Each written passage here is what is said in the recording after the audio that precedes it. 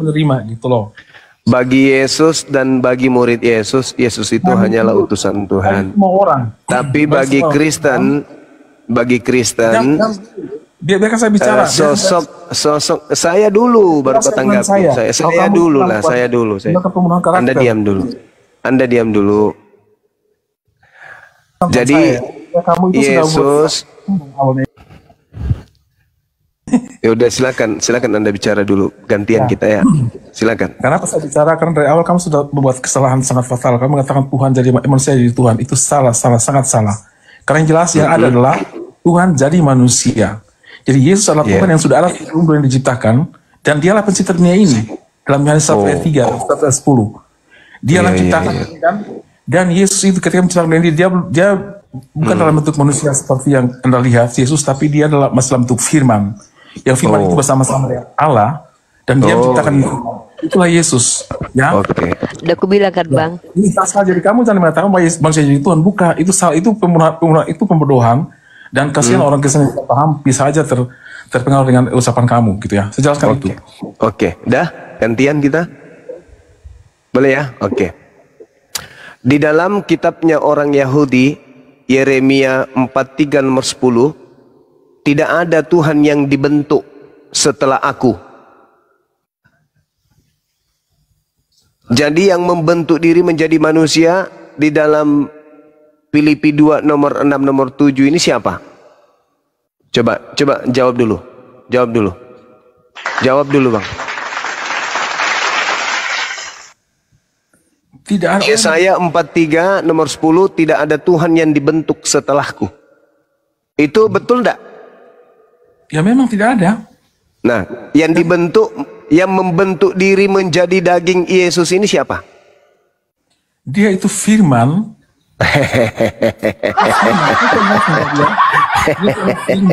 Logos ya. Saya ulang. Kamu itu dia adalah saya ulang. Saya udah tamat kalau itu. Kalau kamu mengatakan dibentuk itu salah. Tidak ada Tuhan. Tidak ada Tuhan yang dibentuk. Kamu harus paham ini dulu ya, bahwa Yesus adalah firman yang saya tidak mau tahu Yesus itu firman. Yesus itu telur burung onta tadinya. Saya nggak mau tahu itu. Saya tidak mau tahu itu. Saya hanya berdasarkan dalil Yesaya 43 nomor 10.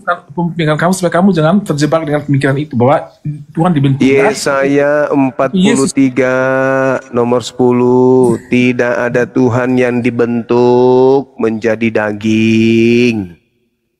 EGP dengan imanmu. Tidak ada memang. Tapi lalu apa yang menjadi daging?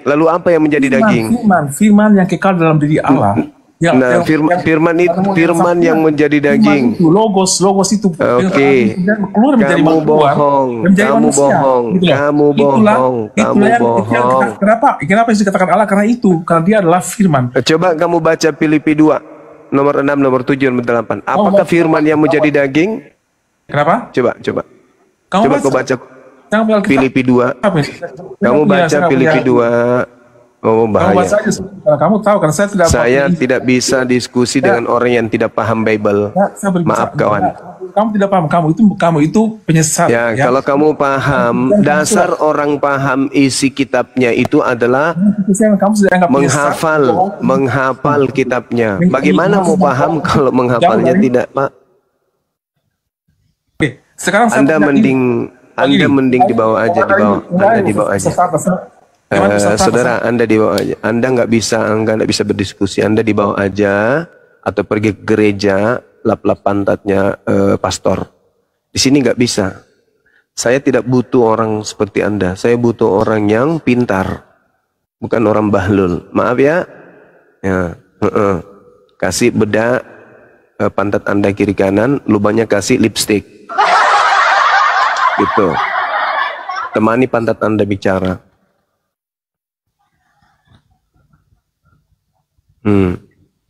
Buka nana Anda, lalu ambil cermin, pipi pantatnya kiri kanan kasih bedak, anusnya kasih lipstick. Ngobrol sama dia melalui cermin. Gak bisa di sini ngobrol sama saya. Assalamualaikum warahmatullahi wabarakatuh. Dayang Gurunda.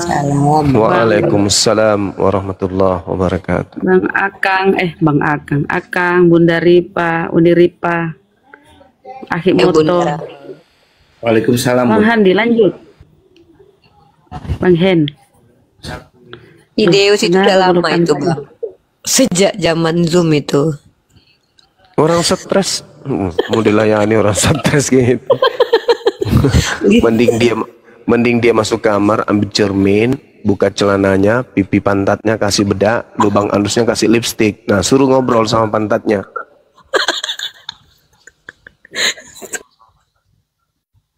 Nggak cocok ngomong sama manusia orang kayak gitu.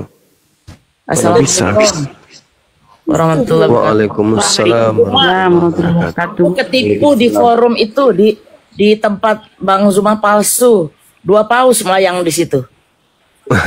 Ya Allah ya Rabbi. Iya, enggak. Pantesan. Itu perempuan. Seandainya tidak kulihat Bunda masih di situ. Ya Allah. Iya, benar. Jadi Bunda yang kasih koin itu 4K. Iya. Ya Allah ya Rabbi. Ya udahlah. Lanjut. Hitung aja buang sial. Buang sial. Kan lihat kan Bunda siapa tamu-tamunya itu namanya tapi kan baru bangun. Begitu baru bangun, ini kok ada perdebatan begini ditantangin. Ya udahlah. Buang sial. Biar dia ngambil semua sialnya. Iya, masuk ke dalam tubuhnya itu jadi tumor bagian pantat. Betul. Nggak bisa bohong lagi. Aku tengok 4K, Bunda yang kasih. Tuh banyak yang ngingetin baru sekarang, tapi dari tadi pada nggak ngeh kali ya. Makanya aku lihat, kok Bunda Mila di tempatnya Oten. Selamat malam Bapak Yanus. Islam Kristen Bang.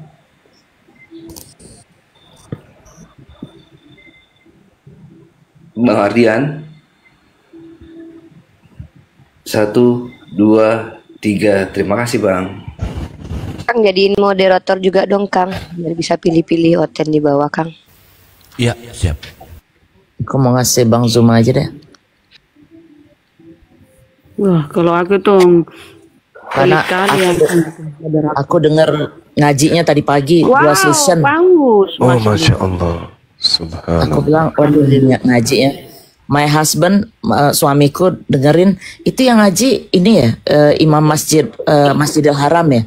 Aku bilang itu Bang Zuma yang lawan 1,2 hari.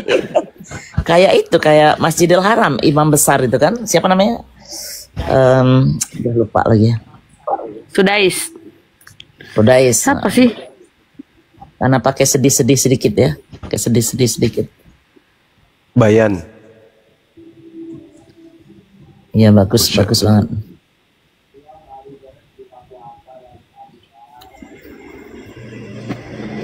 Rizky, selamat malam. Assalamualaikum.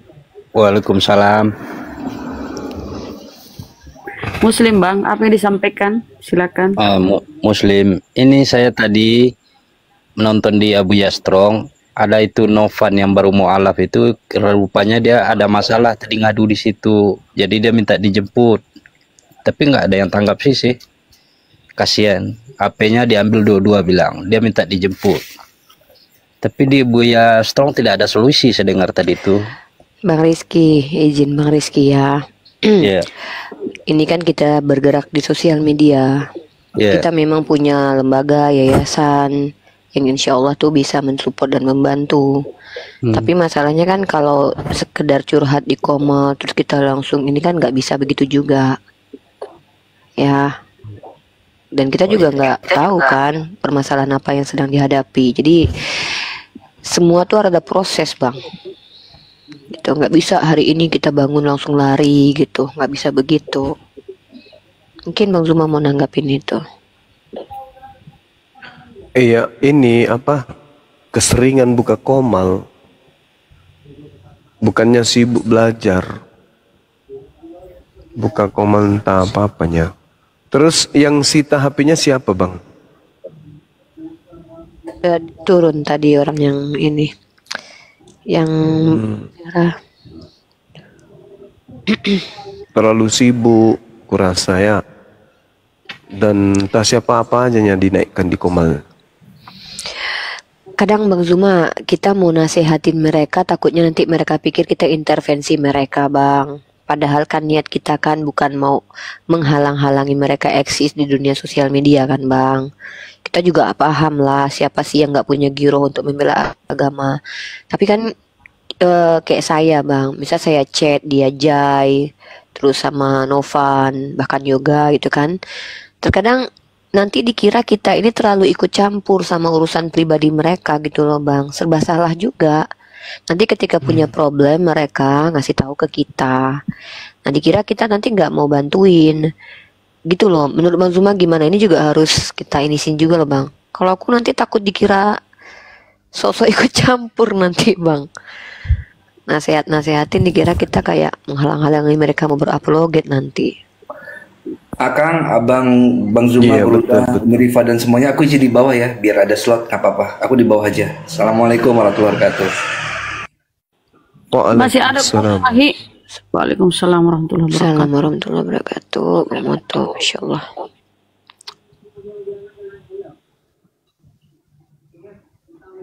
Akang nggak ada yang naik lagi, Kang, di bawah. Aku belum jadi moderator, jadi belum bisa pilih-pilih yang naik. Pelit tuh, akan pelit moderatornya. Udah, dicek aja. Mungkin aku turun dulu ya. Habis turun aku naik lagi, biasanya gitu dia. Belum berfungsi moderatornya. Aku turun dulu. Ya. Ini Agi Muslim apa Kristen? Muslim, Bang. Ya, ada apa, Bang? Ini saya tertarik tadi ada mau tanya, ada kejawen. Kalau di itu khusus di Jawa atau gimana? Terus yang kedua, kalau di Jawa Barat ada yang namanya Sunda Wiwitan, itu gimana, Bang? Itu saja. Nggak tahu, Bang. Nggak tahu. Ya. Sunda Wiwitan, apalagi itu? Sama, Bang, kepercayaan, kapitayan, Sunda Wiwitan, kejawen. Iya, persis kayak kepercayaan. Akang belum jadi moderator atuh, Kang. Udah. Akang salah kasih tuh Riva yang lain mungkin. Udah. Ih, kumaha sih Tia? Belum tahu. Udah. Oh, udah tah. Kak Cynthia ini berarti belum diinin, diaktifin buat naikin orang ke atas. Oh, udah. Astaga. Halo Kak Cynthia.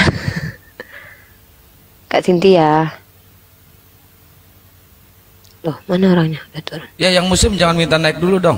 Biar teman yang Kristen dulu minta naik ya. Assalamualaikum warahmatullahi wabarakatuh. Ucap salam aja habis itu turun. Waalaikumsalam warahmatullahi wabarakatuh. Sahabat. Ya, izin turun. Iya, makasih. Ini kalau 2.500 naik izin beri salam habis turun ini sampai 3 minggu ke depan ini tidak selesai kita. Iya, kering juga lidah.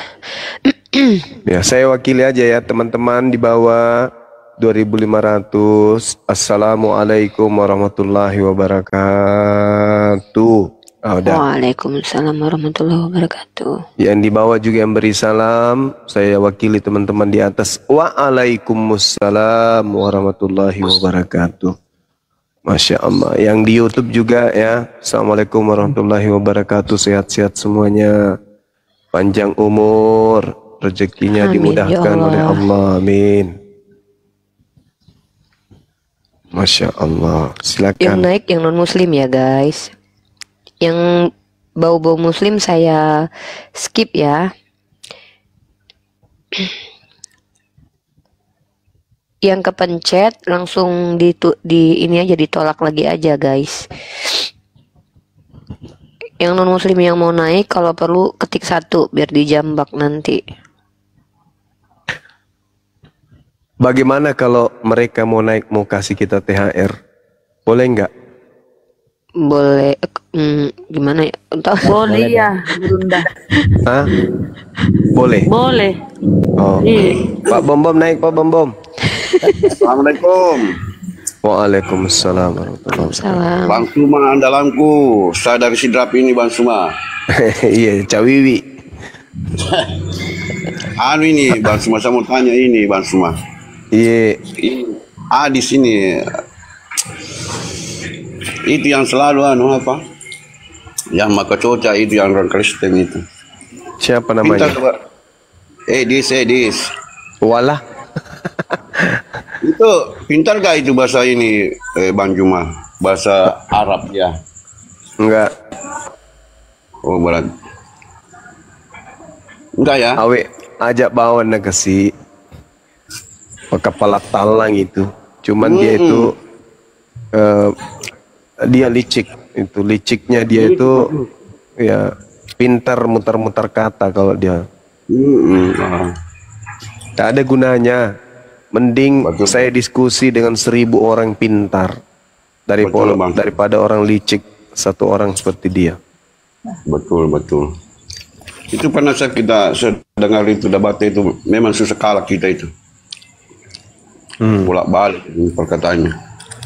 Iya. Ya, cuma itu saja Bang Suma. Iya, makasih Bang. Makasih Bang Suma ya, andalan gue. Iya, hati-hati Ki di jalan. Jangan Ki lupa makan sahur. Cawiwi. Iya, Cawiwi. Insyaallah Bang Suma ya, makasih. Iya. Assalamualaikum. Waalaikumsalam warahmatullahi wabarakatuh. Kalau saya ke Makassar masakin ini condro. Bukan condro. Hah? Iya, konro.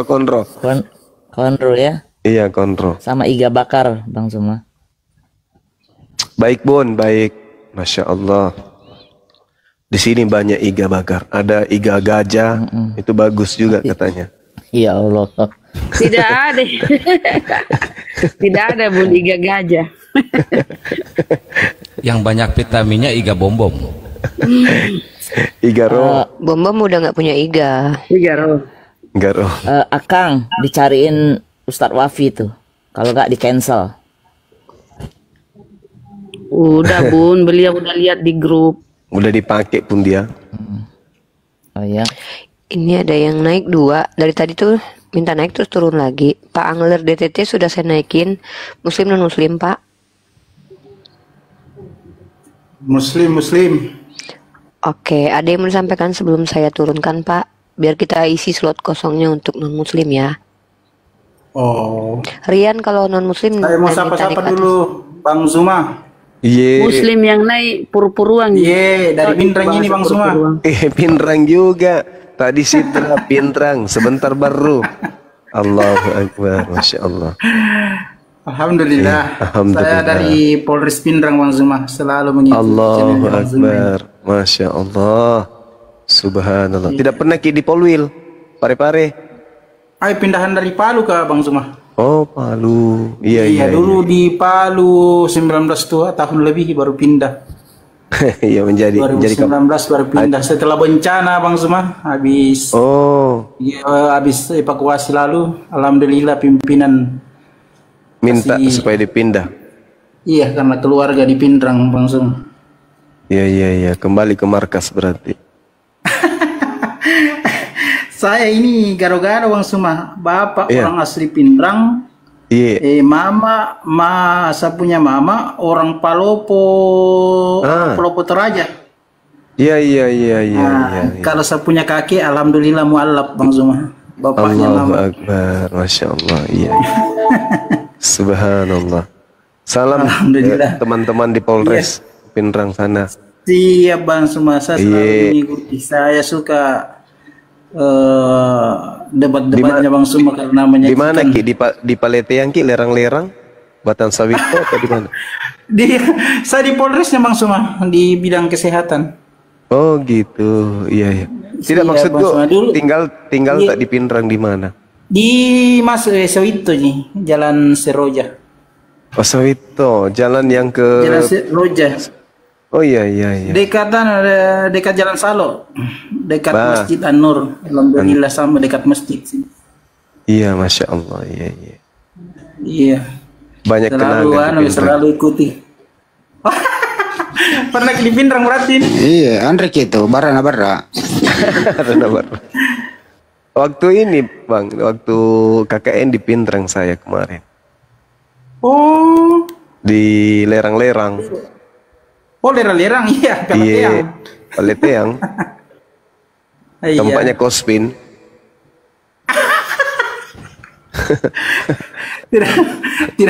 tidak ku dapat saya kalau Kospin di Pindrang karena saya kan lebih banyak di Luwu Timur, sekolahnya di Luwu Timur, ke sekolahnya di Lamasi, baru di Luwu Timur, di Malili. Oh, Iya, di Malili. Iya, ada Tempatnya- kakak juga di sana. Tempatnya Om Abdul di sana. Di Ajudannya Pak Yusuf Kalla. Oh iya. Masya Allah. Jadi Iya. Bapak almarhum di sana tugas, di sana juga habis melaksanakan tugas beliau sakit langsung wafat begitu. Daerah mana di Malili? Balantang bukan? Bukan, di Puncak Indah, dekat dengan Rujak Bupati sekarang. Dulu dulu kan ya. Di Puncak Indah, Kelurahan Puncak Siap. Indah. Baik. Masya Allah. Kebetulan sekolahnya juga di sana dulu di Malili.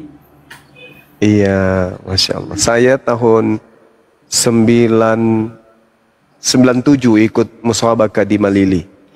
Oh. 97. Oh, di Malili ini? Oh iya Iya. betul karena pas saya SMA di Malili, masuk SMA di Malili 97. Ada musabaqah. Iya, Saya iya, ada betul. di sini. Salah satu peserta MTQ. Subhanallah. Alhamdulillah. Salam sama teman-teman di Polres. Abangku ya. Iya, Bang, semua siap.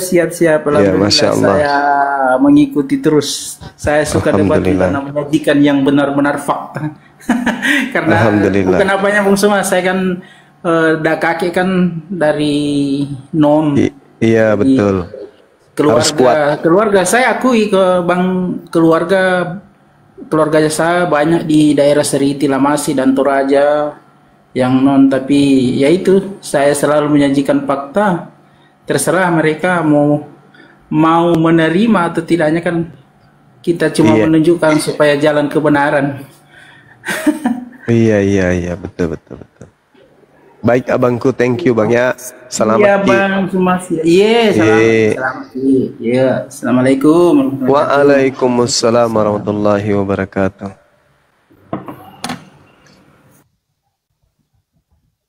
Ya itulah teman, kalau ketemu sesama suku ya gitu, panjang lebar gitu ya kan ya. Dimaklumi ya. Ini Pak Agaro. Aku pikir Agaro. Anggario. Muslim Kristen Anggario. Waalaikumsalam warahmatullahi wabarakatuh. Apa yang disampaikan Bang? Suaranya kecil Bang Anggario, nggak kedengaran dengan bagus. Oh ya, saya Muslim, Kak. Saya penggemar udah lama sekali saya mendengarkan di YouTube, dimanapun di TikTok pun ingin sekali bertutur sapa sama Bang Zuma. Karena asal saya dari Sumatera Barat, Kabupaten Solo. Jauh sekali. Oh. Iya. Ya, ada lagi yang mau disampaikan Bang Anggario? Enggak ada, cuman itu aja Bang Zuma. Terima kasih ya Bang, sehat selalu ya Bang. Iya. Tetap dukung Bang, kami. terima kasih banyak Bang. Ya, saling mendoakan kita. Iya, makasih. Siap. Terima kasih Bang Anggario sudah naik. Ini Rian Kristen katanya. Rian silahkan mau bertanya atau mau mengangkat tema diskusi. Bertanya lah. Oke, monggo.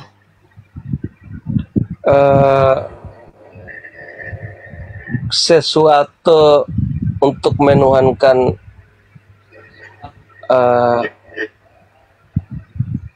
Tuhan itu bagaimana? Tuhan itu kan pencipta langit dan bumi Bang ya. Menurut saudara, apakah Tuhan itu ada? Iya, saya tahu itu, saya udah tahu. Hai, itu Saya udah tahu itu, saya udah tahu. Kenapa ini? Dengarin dulu kalimat saya itu, dengarin dulu Bang Juma. Itu saya udah tahu. Menuhankan sesuatu untuk mengikuti dan dituhankan, gitu loh. Kalimat saya ngerti kan? Pencipta langit dan bumi itu menyatakan sesuatu.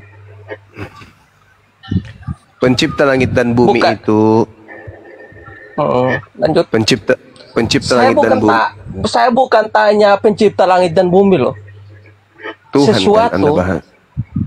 Tuhan kami itu hakikat laisa kamislihi syai'. Itu sembahan kami, Bang. Cuman kalau orang pencipta langit dan bumi itu dianggap Tuhan begitu. Pencipta langit dan bumi itu enggak dianggap Tuhan, itulah Tuhan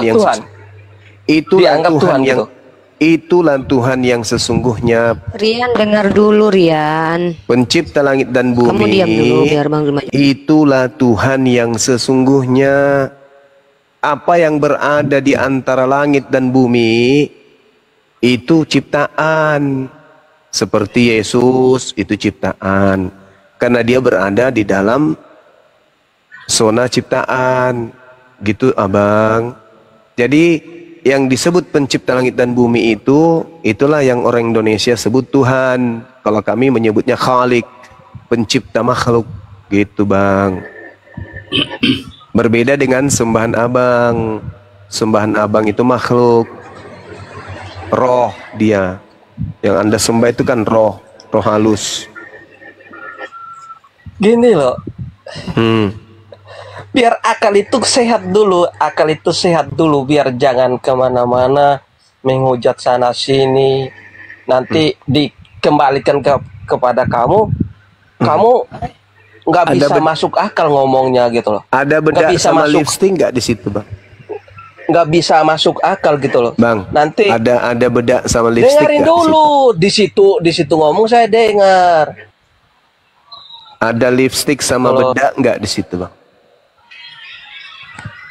Cuma ini kayak nggak waras ya. Kalau saya nggak waras, saya pasti kayak Anda juga. Anda mau bahas apa sih? Anda mau bahas apa? Ngomong apa Anda ini? Ya udah, EQ-nya nggak nyampe, ya udahlah. Nggak nyampe. Iya, nggak nyampe. Karena di situ saya bahas di situ ngomong apa sih kamu? Nah itu makanya di situ nggak ngerti. Iya. Begitu loh. Ini kan kita lagi membahas Tuhan kan? Kita lagi membahas Tuhan kan? Sesuatu. Kalau saya tanya Tuhan kamu. Tadi Tuhanmu itu pencipta langit dan bumi. Pencipta langit dan bumi kan? Iya. Pencipta langit dan bumi. Kalau misalkan orang menciptakan helikopter itu udah menuhankan dia, begitu? Bukan Bang, ini justru EQ Anda yang rendah. Kan pencipta, orang kan pencipta langit, kan pencipta, ya kan? Pencipta. Udah paham kan? Pencipta. Tadi bilang Tuhan itu dulu pencipta kita kayak pencipta ya, pencipta nih. Bang, kalau ada Tuhan bedak menciptakan sama langit dan bumi, nah, dengerin dulu dengerin dulu. Ada bedak sama lipstick nggak di situ Bang? Dengerin yang ada dia punya karung basah dia. Kita diskusi dua arah aja apa Bang? Abang, kita diskusi dua arah. Iya kan, satu Tuhan kan? Kami satu Tuhan. Nama Tuhan Anda siapa? Itu nama Tuhan Anda yang satu itu siapa Bang? Yesus. Kalau orang Islam bilang manusia kan? Benar apa enggak? Tunggu dulu. Benar. Santai aja dulu. Benar Tuhan apa enggak? Jawab dulu. Benar apa enggak? Kalau yang Anda sembah yang datang. Kalau enggak benar berarti setan itu. Benar. Iya betul. Memang yang Anda sembah dulu. Benar. Yang ya, Anda sembah. Iya, ya udah jawab itu benar. Oke. Kalau ketuhananmu itu pencipta langit dan bumi, ya kan? Iya. Tuhan itu, Tuhan satu itu, hanya satu itu, Iya. satu itu, nggak ada yang lain kan? Iya. Ya, kalimatnya itu hanya diturunkan, yaitu Al-Quran diturunkan Muhammad. Iya. Iya. Kita Terus? merujuk ke ketuhanan, ketuhanan. Iya. Kamu nuruti itu siapa? Nuruti yang sang khalik langit dan bumi atau Muhammad? Pencipta langit dan bumi yang mengutus nabinya bernama Nabi Muhammad untuk membimbing seluruh manusia kepada jalan kebenaran. Itu siap? Kamu menuruti yang mana? Menuruti siapa? Menuruti Nabi Muhammad untuk taat kepada Allah. Berarti kamu turutinya pertamanya Muhammad kan? Bukan Allah Ya, kan? Nabi Muhammad yang kami turuti.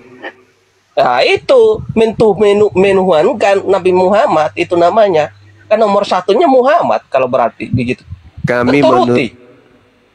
Bukan turuti Allah, turuti Nabi Muhammad. Benar kan? Benar kami menuruti Nabi Muhammad berarti untuk menuhankan. Boy, bisa nggak Abang perempuan di dalam? tempat Berarti abang menuhankan itu. Nabi Muhammad. Bang itu ada bedak sama lipstick gak bang? Udah cari lipstick nih.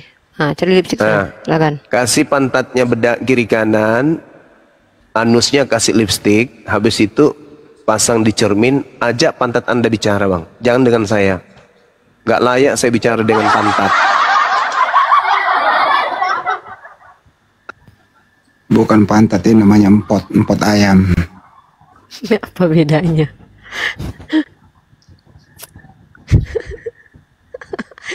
CKTP mau naik ini, naikin nggak?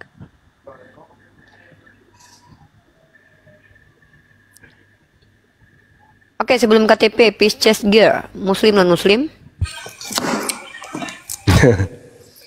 Iya benar juga ya, kata kawan kita Agus Sugiarto, orang gila bebas mau ngomong apa, nggak sadar kalau dia gila. Allahu Akbar, Masya Allah. KTP di mute dulu, KTP noise sekali KTP. Sikat saya sapa Pisces dulu, Pisces. Oke, ya KTP silakan bertanya. Baik, selamat malam Bang Juma. Iya, malam. Ya, mohon maaf mengganggu. Ini mau nanya Bang Juma. Siap. Tentang surga kan di surat Al-Baqarah. Iya. Yang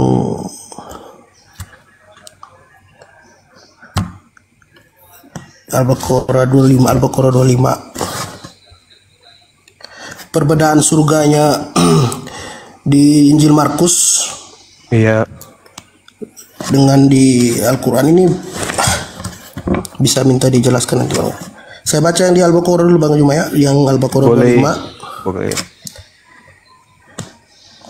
Dan sampaikanlah kabar gembira kepada orang-orang yang beriman dan berbuat kebajikan, bahwa untuk mereka disediakan surga-surga yang mengalir di bawahnya sungai-sungai. Setiap kali mereka diberi rezeki buah-buahan dari surga, mereka berkata, inilah rezeki yang diberikan kepada kami dahulu. Mereka telah diberi buah-buahan yang serupa, dan di sana mereka memperoleh pasangan-pasangan yang suci. Mereka kekal di dalamnya. Sedangkan kalau di Injil Markus 12:25 ya.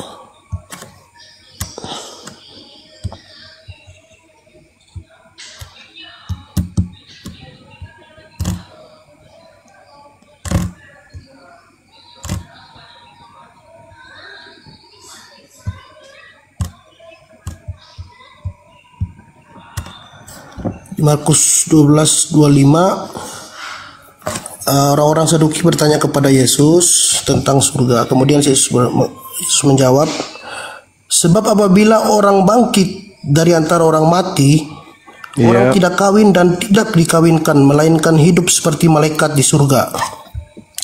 Dan juga tentang bangkitnya orang-orang mati, tidaklah kamu baca dalam kitab Musa, dalam cerita tentang semak duri, bagaimana bunyi firman Allah kepadanya, Akulah Allah Abraham, Allah Ishak, dan Allah Yakub. Ya, ini tentang perbedaan surganya, Bang Juma. Terima kasih. Iya, baik. Jadi di dalam Markus 12 nomor 25 yang Anda maksud tadi itu, memang betul tidak ada orang kawin-mawin pada saat kebangkitan, Bang. Anda harus membedakan kebangkitan dan di surga atau di jannah. Jadi ketika dikatakan di dalam Markus itu anestemi itu bangkit, baru keluar dari kubur, langsung mau kawin, itu kayak ayam. Saya jadi ingat ayam kakek saya, baru bangun turun dari kandang kejar betina. Jadi manusia itu manusia yang kemudian tertuntun, punya pola, karena manusia itu bukan hewan. Masa bangkit dari kematian langsung kawin? Enggak, Bang. Coba baca kemudian Wahyu 21 nomor 9. Baca Matius 9:15, Markus 2:20, Lukas 5 nomor 35. Wahyu 10 nomor 7. Ada mempelai wanita, mempelai pria di surganya Anda itu. Tapi orang Kristen ini memang cenderung lebih berpikir bagaimana menjatuhkan Islam tanpa dia lupa bahwa serangan-serangan terhadap Islam itu justru akan menghantam kepala mereka dari kiri kanan dari Bible. Markus 12 nomor 25, sebab apabila orang bangkit dari antara orang mati, kayak mana ceritanya orang bangkit baru keluar dari kubur tiba-tiba mau kawin? Enggak ada itu, Bang. Coba Anda baca di dalam Yohanes 5 pengakuan Yesusnya langsung. Kalau kita lihat di dalam kitab saudara, bahwasanya orang dari kubur itu dibangkitkan. Mereka yang berbuat baik akan dibangkitkan untuk mendapatkan surga. Mereka yang berbuat dosa akan dibangkitkan kemudian untuk dihukum berdasarkan perbuatan ketika di dunia. Ini orang baru dibangkitkan dari kubur. Jadi kita di alam kubur, kalau dalam bahasa Ibrani-nya Sheol, kalau dalam bahasa Yunani-nya Hades, kalau dalam bahasa Quran itu barzakh. Jadi alam maut, tempat berkumpulnya manusia-manusia yang sudah pindah dari bumi menuju ke surga atau menuju ke neraka. Mereka singgah di alam persinggahan namanya Sheol atau Hades atau barzakh. Antara dunia dan akhirat. Akhirat itu nanti dua alamnya, yaitu surga dan neraka. Sebelum menuju ke sana, manusia berada di alam barzakh. Ketika kemudian orang bangkit dari alam barzakh, itu dihakimi dulu, kawan. Bukan langsung kawin-mawin. Jadi dalil Markus 12 nomor 25 itu tidak salah. Memang itu betul. Sebab apabila orang bangkit di antara orang mati, orang tidak kawin dan tidak dikawinkan. Ya iyalah, pastilah. Orang dihakimi aja kagak, orang kawin-mawin. Ingat, Matius 19 nomor 29. Barang siapa yang meninggalkan istrinya demi untuk Allah, demi untuk kebenaran, demi untuk mengikuti nabi-nabinya, maka Allah menyiapkan baginya 100 kali lipat. Itu kata Yesus. Di surga nanti siapa yang menjadi pengikut Allah, pengikut Tuhan, mengasihi Tuhan, mengikuti nabinya, percaya kepada Yesus hanya utusan Tuhan, maka dia akan mendapatkan 100 kali lipat istri nanti di surga. Mau diapain itu istri kalau ada 100 di depannya tuh? Mau diapain? Mau dijadikan gantungan kunci? Gak mungkin, Bang. Gak mungkin. Nah, coba Anda lihat di dalam Wahyu 21:9. Maka datanglah seorang dari ketujuh malaikat yang memegang ketujuh cawan, yang penuh dengan ketujuh malapetaka. Lalu ia berkata kepadaku, katanya, marilah ke sini, aku akan menunjukkan kepadamu pengantin perempuan mempelai anak domba. Ini kalau sudah di surga. Kalau di alam penantian, menanti keputusan di padang mahsyar, yaitu kita akan dihakimi berdasarkan perbuatan. Dan mereka yang berbuat baik akan keluar dari kubur, bangkit untuk hidup yang kekal. tetapi yang telah berbuat jahat akan bangkit untuk dihukum. Itu dihakimi orang dulu, dihakimi, diputuskan. Ini cocoknya kemana? Oh, ke surga. Ini cocoknya ke neraka. Setelah itu mereka dimasukkan ke dalam alamnya masing-masing sesuai dengan perbuatan. Masa bangkit dari kubur tiba-tiba cari mangsa? Enggak lah bang. Jadi tidak salah dalil Anda itu. Nah, sedangkan kalau di surganya umat Islam, wabashiril ladina amanu wa amilus salihat anna lahum jannatin tajri min tahtihal anhar kullama ruziku minha min thamaratir rizqa qalu hadzal ladzi ruziqana min qablu wa utubihi mutasyabiha walahum fiha azwajum mutahharatu wa hum fiha khalid. Sampaikan kabar gembira kepada orang-orang beriman dan berbuat kebajikan bahwa untuk mereka disediakan surga. Setiap kali mereka diberi rezeki buah-buahan dari surga, mereka berkata, inilah rezeki yang diberikan kepada kami dahulu. Mereka telah diberi buah-buah yang serupa dan di sana mereka memperoleh pasangan-pasangan yang suci. Mereka kekal di dalamnya. Ada satu hal yang perlu Anda perhatikan di sini. Ketika kemudian orang Kristen menganggap dirinya benar, Tuhan tidak memberikan babi untuk dimakan, tapi Kristen inginkan. Oke? Tuhan kemudian mengharamkan makanan-makanan agar supaya orang tidak memakannya, tapi Kristen menginginkan. Kristen mengambil itu. Kristen membutuhkan. Tapi giliran kemudian Tuhan memberikan makanan, justru ditolak. Apa itu namanya? Tuhan memberikan makanan, padahal Yesus mengatakan, aku akan makan bersama dengan engkau di surga, semeja dengan Abraham dan seterusnya. Lucu kan? Tuhan memberikan makanan, tidak mau dia. Giliran tidak dikasih untuk dimakan, mereka makan semuanya. Kalau perlu mobil truk pun dimakan. Aneh. Aneh memang kalian itu. Ketika di surga, itu bukan lagi tempat kita mengabdi. Itu tempat pembalasan yang pencipta kita janjikan kepada kita. Bagaimana kita taat di bumi, karena Tuhan itu maha penyayang. Ketika kita taat, menahan perut, menahan lisan, menahan jasad ini dari hal-hal yang diharamkan, maka nanti kelak Allah akan menghalalkan itu semua. Itulah yang disebut jannah, surga. Tempat kebahagiaan. Bagaimana Anda bisa bahagia? Coba Anda pahami ini. Ini secara logika nih. Apakah Tuhan itu kejam? Enggak mungkin. Tuhan itu maha penyayang, maha pengasih. Tuhan memberikan Anda kelamin. Oke?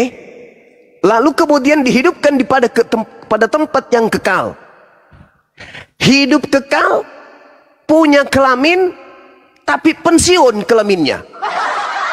Hanya dijadikan sebagai aksesoris, atau dijadikan sebagai alat untuk menarik sinar gitar, habis itu dipetik biar ada bunyi.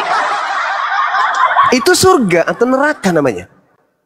Anda memiliki keinginan, Anda memiliki syahwat yang kemudian halal untuk disalurkan, tapi Anda menolak. Ada apa dengan Anda? Ketika kemudian di dunia justru diharamkan, Anda halalkan. Di kehidupan berikutnya dihalalkan, Anda haramkan. Ini lucu. Anda manusia. Apakah ketika Anda nanti kehidupan berikutnya Anda sudah bukan manusia? Misalnya Anda bangkit dari kubur berupa kecoa. Atau ketika Anda bangun dari kubur itu berupa walang sangit. Saya rasa walang sangit pun butuh kepuasan hasrat.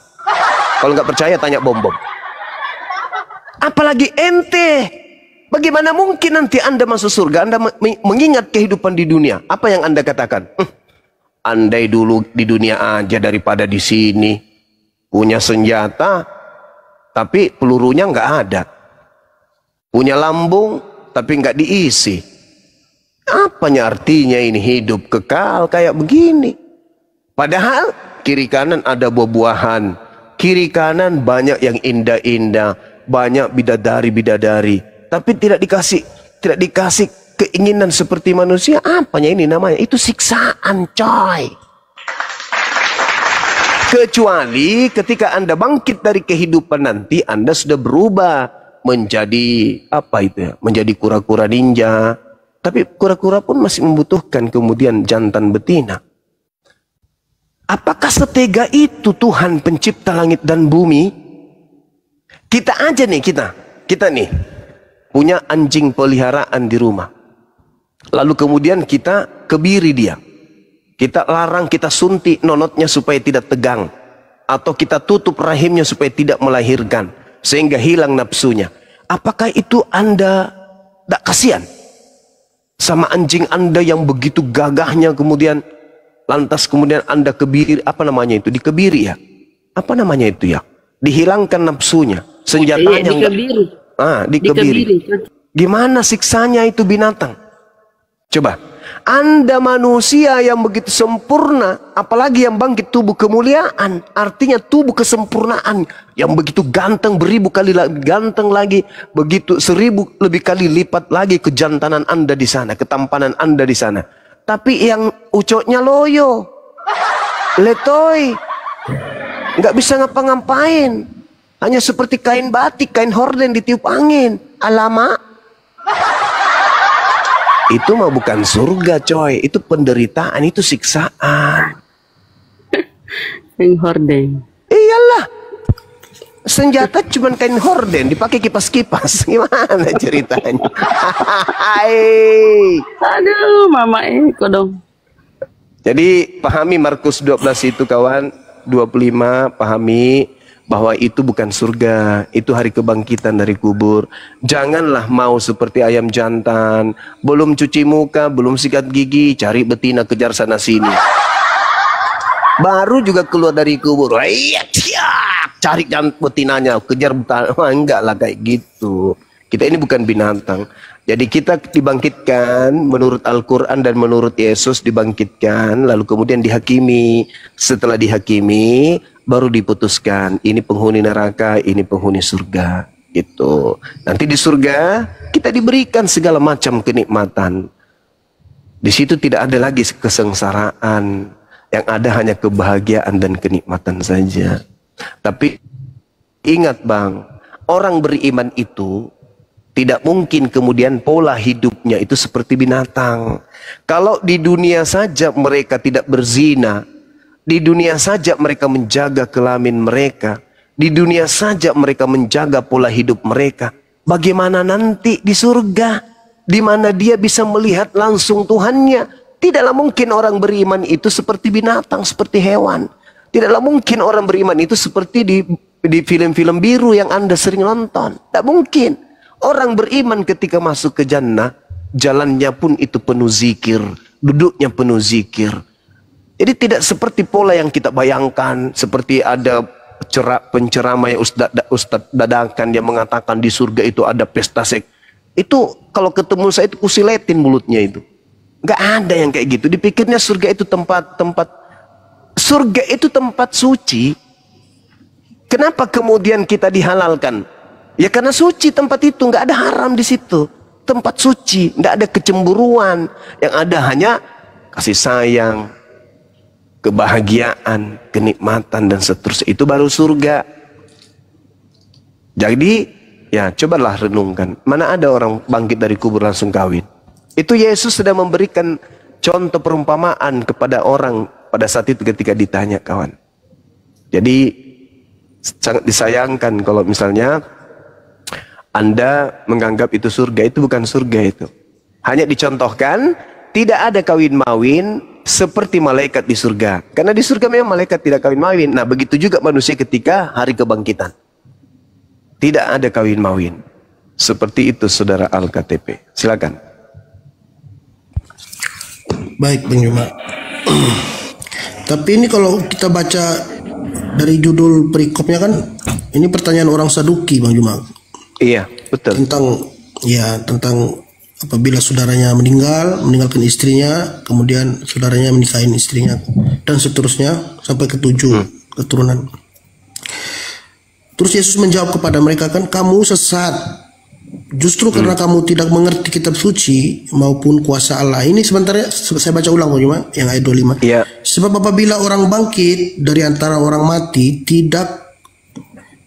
orang tidak kawin dan tidak dikawinkan, melainkan hidup seperti malaikat di surga. Berarti ditekankan di sini kan tidak dikawinkan, melainkan hidup seperti malaikat di surga. Iya, di padang mahsyar itu kita seperti malaikat. Tak ada kawin-mawin. Betul itu. Dan juga tentang bangkitnya orang-orang mati, itu kan hari kebangkitan itu. Bukan bicara di surga.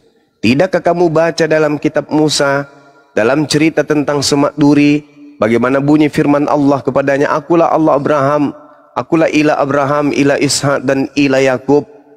Dia bukanlah Allah yang mati, melainkan Allah orang hidup. Kamu benar-benar sesat. Ini bukan berbicara mengenai surga. Ini berbicara mengenai alam kebangkitan. Belum surga, Bang, belum surga. Anda harus belajar membedakan hari kebangkitan dan hari akhirat. Hari kebangkitan itu manusia dibangkitkan seluruhnya dari kubur. Setelah itu dihakimi. Setelah dihakimi lalu ditentukan. Dibalas sesuai dengan perbuatan masing-masing. Nah, setelah di dalam surga barulah memiliki pasangan. Jadi Anda salah kaprah kalau Anda menganggap Markus 12 itu surga, itu bukan surga. Hanya pembandingnya seperti malaikat di surga. Tetapi manusia pada saat itu masih di masa kebangkitan dari alam kematian, dari alam barzah. Begitu saudara. Coba banyak kali data-data, banyak sekali data-data yang gimana? Iya, tadi Wahyu 21 berapa Pak? 21 nomor 9. Wahyu 10 nomor 7. Yerusalem baru ya, Yerusalem yang baru. Ya, Yerusalem baru lah, itulah surga. Berbicara mengenai surga itu. Yerusalem baru. Kehidupan setelah kematian. Dan ingat Bang, ketika Yerusalem baru itu ada, yang dibangkitkan di situ adalah orang-orang yang sudah mati. Bukan orang-orang yang masih hidup. Coba Anda lihat di dalam kitabnya orang Yahudi di Yehezkiel 37. Lalu firman Tuhan kepadaku, bernubuatlah mengenai tulang-tulang ini dan katakanlah kepada hai tulang-tulang yang kering, dengarkanlah firman Tuhan. Beginilah firman Tuhan Elohim kepada tulang-tulang ini. Aku memberi napas hidup di dalammu supaya kamu hidup kembali. Aku akan memberi urat-urat padamu dan menumbuhkan daging padamu. Aku akan menutupi kamu dengan kulit dan memberikan kamu napas hidup supaya kamu hidup kembali. Dan kamu akan mengetahui bahwa akulah Tuhan. Lalu aku bernubuat seperti diperintahkan kepadaku. Dan segera sesudah itu aku bernubuat. Kedengaranlah suara, sungguh suatu suara gerak-derak. Tulang-tulang itu bertemu satu sama yang lain. Sedang aku mengamatinya. Lihat urat-urat ada dan kulihat daging tumbuh padanya. Kemudian kulit menutupinya. Tetapi mereka belum bernapas. Maka firman Tuhan kepadaku, bernubuatlah kepada napas hidup itu. Bernubuatlah hai anak manusia. Dan katakanlah kepada napas hidup itu. Beginilah firman Tuhan Elohim. Hai napas hidup, datanglah dari keempat penjuru angin. Dan berhembuslah ke dalam orang-orang yang terbunuh ini. Supaya mereka hidup kembali. Lalu aku bernubuat seperti yang diperintahkan kepadaku. Dan napas hidup itu masuk ke dalam mereka. Sehingga mereka hidup kembali. Mereka menjejakkan kakinya. Suatu tentara yang sangat besar. Firman Tuhan kepadaku, hai anak-anak manusia, tulang-tulang ini adalah seluruh kaum Israel. Sungguh mereka sendiri mengatakan tulang-tulang kami sudah menjadi kering dan pengharapan kami sudah lenyap. Kami sudah hilang. Oleh sebab itu bernubuatlah dan katakanlah kepada mereka, beginilah firman Tuhan Elohim. Sungguh aku membuka kubur-kuburmu dan membangkitkan kamu, hai umatku, dari dalamnya. Dan aku akan bawa kamu ke tanah Israel. Lihat itu Bang. Urat-urat tumbuh. Daging-dagingnya tumbuh. Apa Anda pikir ketika mereka dihidupkan bangkit kembali nonotnya tidak ada? Ayo Bang. Itulah kekeliruan agama saudara yang menganggap bahwa ketika kehidupan berikutnya kita tidak ada daging, kita ada tulang. Kenapa agama-agama samawi di luar Kristen, karena Kristen ini kan bukan agama samawi ya. Kenapa agama samawi itu memiliki aturan-aturan kedagingan? Tidak boleh makan ini, tidak boleh makan itu, tidak boleh minum ini, tidak boleh minum itu. Ketika mau ibadah, cuci tangan, cuci kaki, cuci wajah. Kenapa?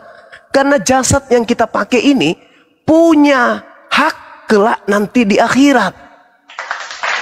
Dan juga punya kewajiban. Badan yang dipenuhi makanan haram, dia punya kewajiban untuk merasakan nikmatnya. Kok nikmat pula? Dahsyatnya, panasnya api neraka.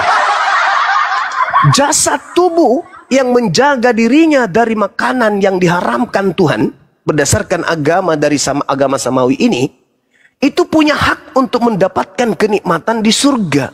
Kemaluan yang terpelihara, yang tidak berzina, tidak melakukan hal-hal yang dilarang selain yang disesuaikan dengan agama, maka itu akan mendapatkan imbalan seluruhnya. Anda lihat tadi di Yeskel 37, bagaimana firman Tuhan menyatakan orang yang sudah mati kuburnya terbuka, yang bangkit bukan rohnya, tetapi juga jasadnya. Tulang-tulang yang sudah hancur demikian hidup kembali. Wadaraba lana masalah wa nasir halqa qala ma yuhyil ithama wa hiya ramin kul yuhyi alladhi ansha'aha awwal marrah. Itu kata Al-Qur'anul Karim. Jelas itu. Apa Anda pikir ketika orang dibangkitkan tak ada kelaminnya lagi? Enggak. Kita tetap punya kelamin. Anda tidak percaya kepada Quran boleh, tapi apakah Anda tidak percaya kepada kitab yang Anda ambil secara serampangan tanpa izin dari pemiliknya Yahudi? Yeskel 37, apa artinya kitab itu Anda tenteng kalau Anda tidak membacanya, tidak mengkajinya, tidak mempelajarinya, dan tidak mempraktekkan dalam iman saudara bahwa ternyata jasad ini akan dibangkitkan. Oleh karena itu jangan kau makan yang diharamkan. Jangan kau ikuti ajaran setan yang menghalalkan segala makanan yang diharamkan. Jangan. Kata Yesus di dalam Matius 23 nomor 2 nomor 3. Jangan kau ikuti orang Farisi dan ahli Taurat. Mereka berkata dengan mulutnya tentang Taurat, tapi mereka tidak mempraktekkannya. Barang siapa yang meniadakan haramnya babi, Matius 5 nomor 19, dan mengajarkan kemudian kepada keturunannya, kepada orang lain, maka dia akan menempati tempat yang terhina, yaitu neraka. Makanya Yesus menekankan itu. Lukas 16 nomor 17. Sebelum langit dan bumi lenyap, setitik pun pengharaman babi itu tidak boleh dihilangkan. Kata siapa? Bukan kata Bang Suma. Itu kata Yesus. Yesus yang mengatakan itu. Lukas 16 17. Sebelum langit dan bumi lenyap, babi tidak boleh halal. Tidak boleh halal. Kata siapa? Kata Yesus. Tapi setan datang. Setannya datang melalui nabinya yang palsu itu.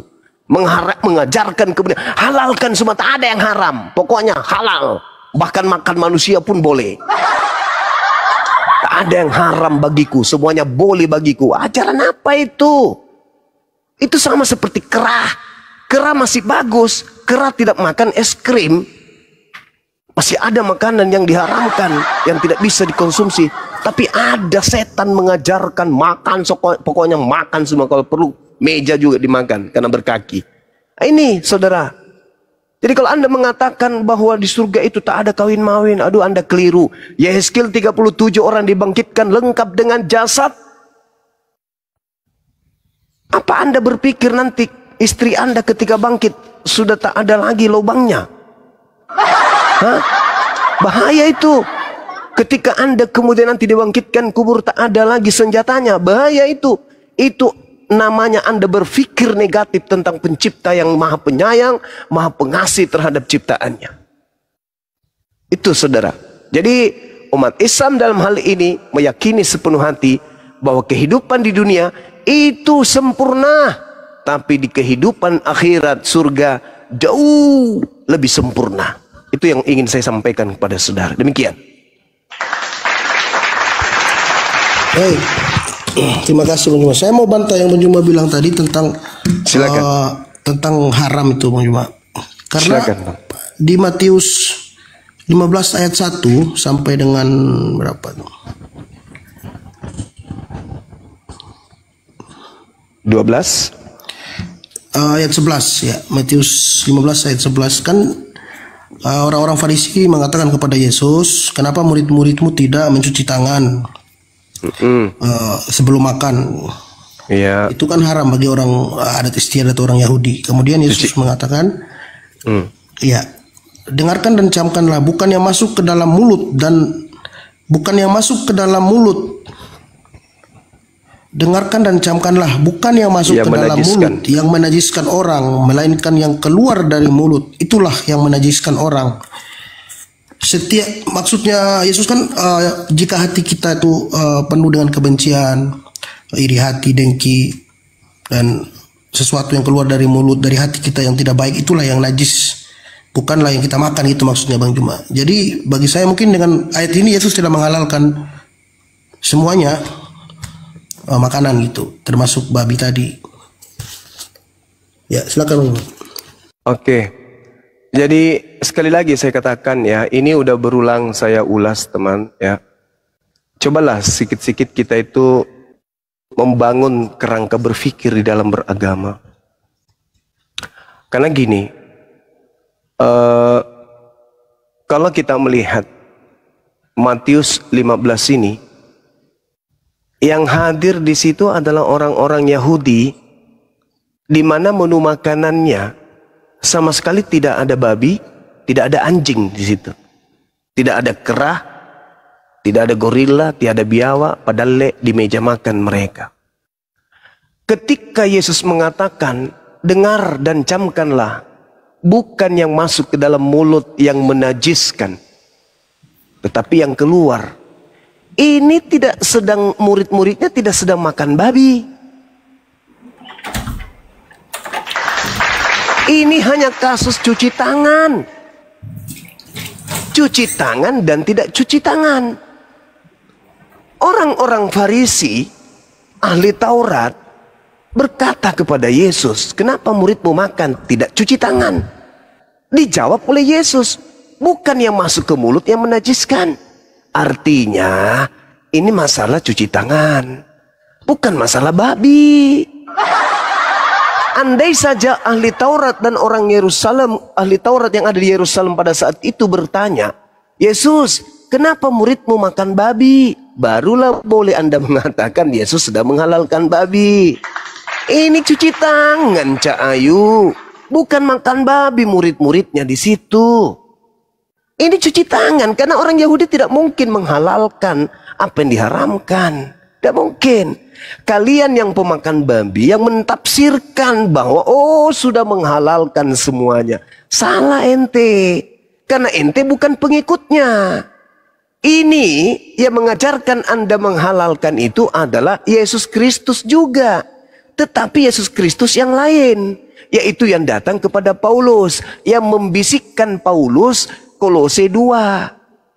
Paulus, ya paman, aku Yesus Kristus. Sampaikan kepada pengikutmu. Janganlah mau dibiarkan dihukum mengenai makanan dan minuman. Atau mengenai hari raya, bulan baru, ataupun sabat. Semuanya sudah halal. Itu Yesus Kristus yang diduga palsu.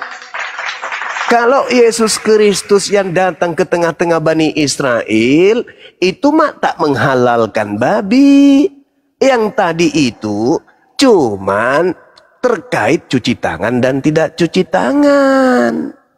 Jangan kau larikan ke babi, sebab di situ tidak ada menu babi. Begitu saudara, silakan. Dan ingat ya, ingat. Baik. Sabar. Yehezkiel 66, nomor 15, nomor 16, nomor 17. Pencipta langit dan bumi akan datang dan membakar semua pemakan babi tanpa terkecuali. Itu bang. Silakan. Oke baik, saya mau bertanya Bang. Silakan. Ya, saya 6 ya. Saya mau bertanya Bang Juma. Silakan.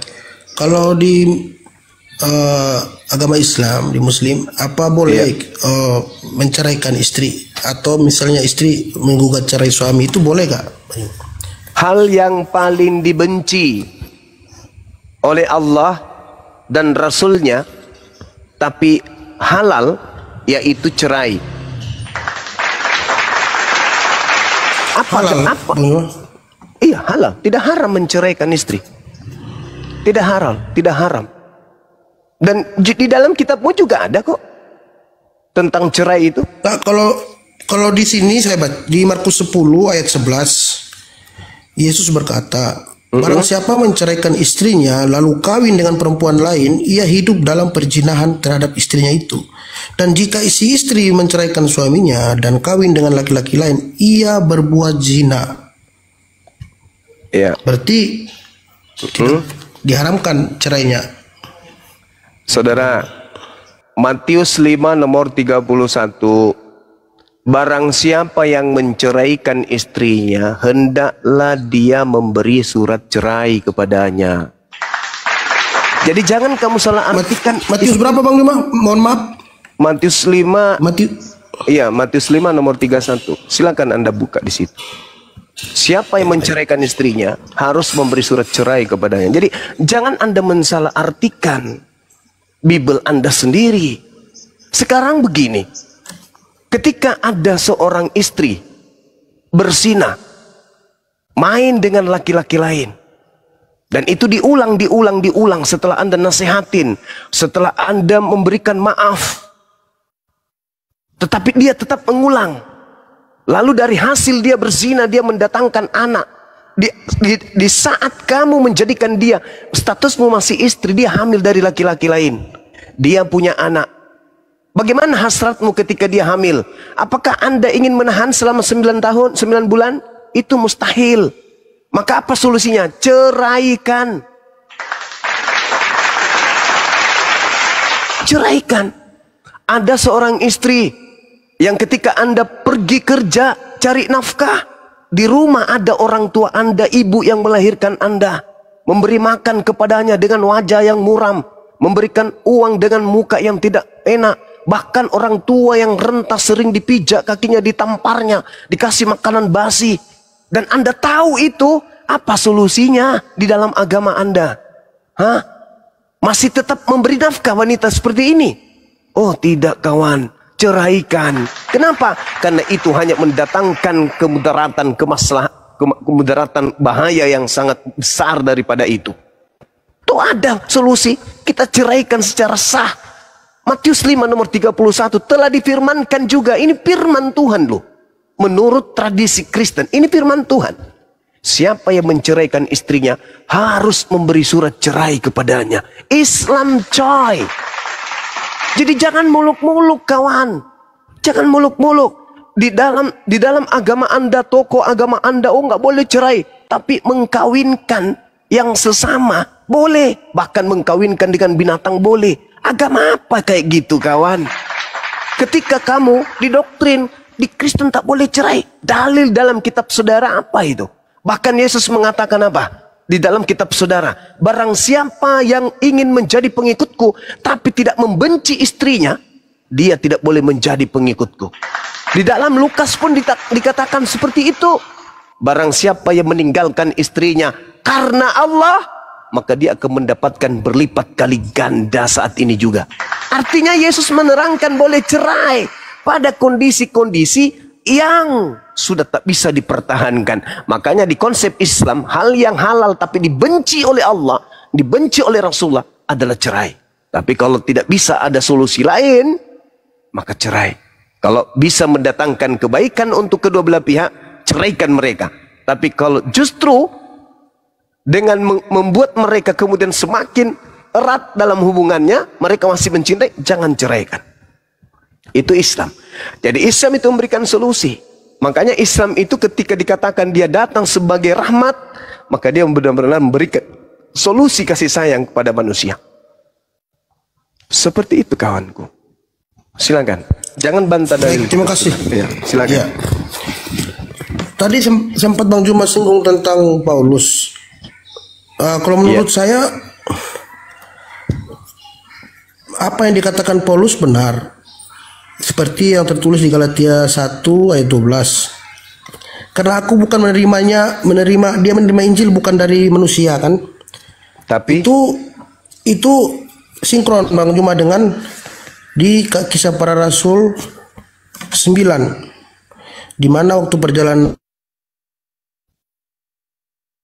ketika ia sudah dekat kota itu, tiba-tiba cahaya memancar dari langit mengelilingi dia. Kan dia bilang dia menerima Injil bukan dari manusia. Benar, berarti dia menerima dari cahaya dari langit. Oke. Sebuah cahaya yang memancar dari langit dan mengelilingi dia. Ia rebah ke tanah dan terdengarlah suara olehnya, suatu suara yang berkata kepadanya, Saulus, Saulus, mengapa kau menganiaya aku? Jawab Saulus kepadanya, siapakah engkau Tuhan? Katanya, akulah Yesus yang kau aniaya itu. Tetapi bangunlah dan pergilah ke dalam kota, di sana akan dikatakan kepadamu apa yang harus kau perbuat. Itu kan Injil Yesus. Karena bagi kami Yesus Kristus adalah Injil. Baik. Tuh Bang Yuma. Saudara, tadi Anda membawa Galatia 1 nomor 12. Aku menerima Injil bukan dari manusia tapi dari Yesus Kristus. Berarti yang datang kepada Paulus itu Yesus Kristus yang bukan manusia. Betul? Ya betul, seperti ini yang seperti di Kisah Para Rasul 9 kan dia cahaya, suara yang keluar dari cahaya itu. Oke, baik. 2 Yohanes 1 nomor 7. Siapakah penyesat itu?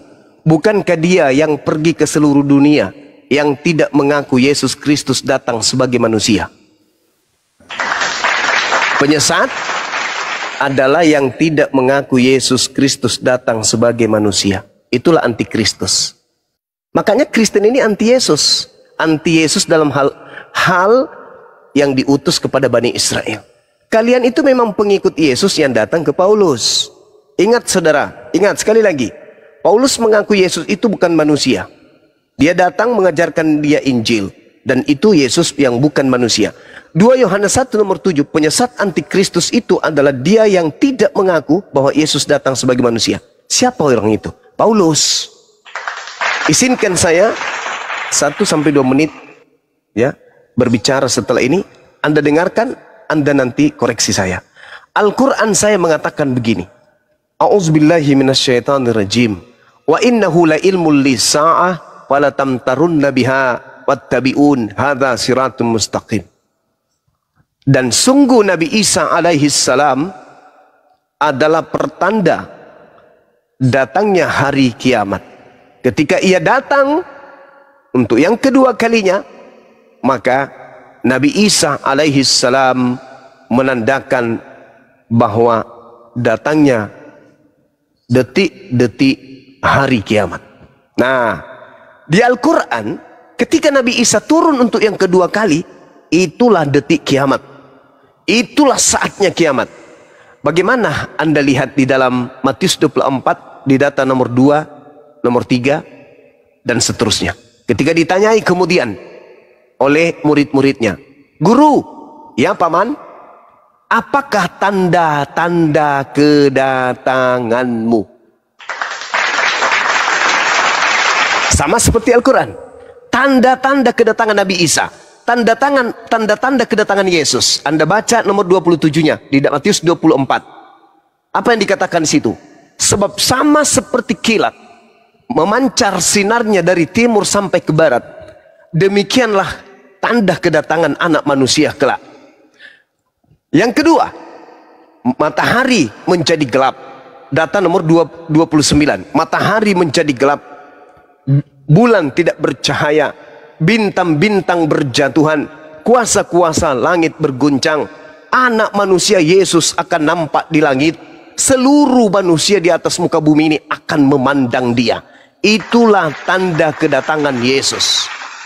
Lalu tidak sampai di situ, kata Yesus, kalau ada yang datang mengaku Yesus Kristus tapi tidak dibarengi dengan tanda itu, jangan kau percaya. Itu bukan aku, itu Yesus palsu. Itu adalah penyesat. Baca nomor 4, nomor 5. Waspadalah agar kamu jangan disesatkan, sebab banyak orang akan datang dengan memakai nama Yesus dan berkata akulah Kristus. Dia akan menyesatkan banyak orang. Nomor 23. Jadi apabila ada orang berkata ada Yesus di sini, ada Yesus di sana, jangan kau pergi ke sana, jangan kau percaya. Camkanlah, aku sudah mengatakannya terlebih dahulu kepadamu. Jadi apabila ada orang berkata ada Yesus di padang gurun, ada Yesus di dalam bilik, jangan kau percaya. Sebab Yesus palsu dan nabi-nabi palsu, rasul-rasul palsu akan datang dan akan melakukan mujizat-mujizat sekiranya mungkin menyesatkan orang-orang pilihan juga. Coba Anda bandingkan pernyataan Yesus ketika ditanya, apa tanda kedatanganmu wahai guru? Tandanya langit, bulan, matahari menjadi gelap. Bintang berjatuhan dari langit. Bulan tidak bercahaya. Apakah itu ada tanda-tanda itu ketika Paulus datang, ketika ada sosok makhluk mengaku akulah Yesus kepada Paulus? Tidak ada. Bahkan dengan bangganya Anda mengatakan itu Yesus karena dia datang berupa cahaya. Bong, catat. Lukas 10 nomor 18. Yesus dengan mulutnya berkata kepada muridnya, aku melihat iblis turun dari langit, jatuh dari langit berupa cahaya. Jadi apabila ada orang berkata, ada Yesus di sini, jangan kau percaya, sebab tanda kedatanganku, matahari tidak bercahaya, matahari menjadi gelap, bulan tidak bercahaya, bintang-bintang berjatuhan. Itulah yang diterangkan dalam Al-Quran. Wa innahu la ilmul lisa'ah fala tamtarunna biha wattabi'un. Dan sungguh Nabi Isa benar-benar kedatangannya menjadi pertanda akan datangnya hari kiamat. Bersambut dengan ucapan Yesus, rangkulan dengan ucapan Yesus, jelas searah dengan tanda-tanda kedatangannya menurut Yesus. Jadi yang datang cuman ketemu pada saat dia sujud tahajud, ketika dia umroh, kemudian dia mimpi ketemu dengan cahaya, bersuban panjang, berjanggut punjang, matanya menyala dan seterusnya. Itu bukan aku. Jangan kau percaya. Itu penyesat yang mengaku Yesus Kristus.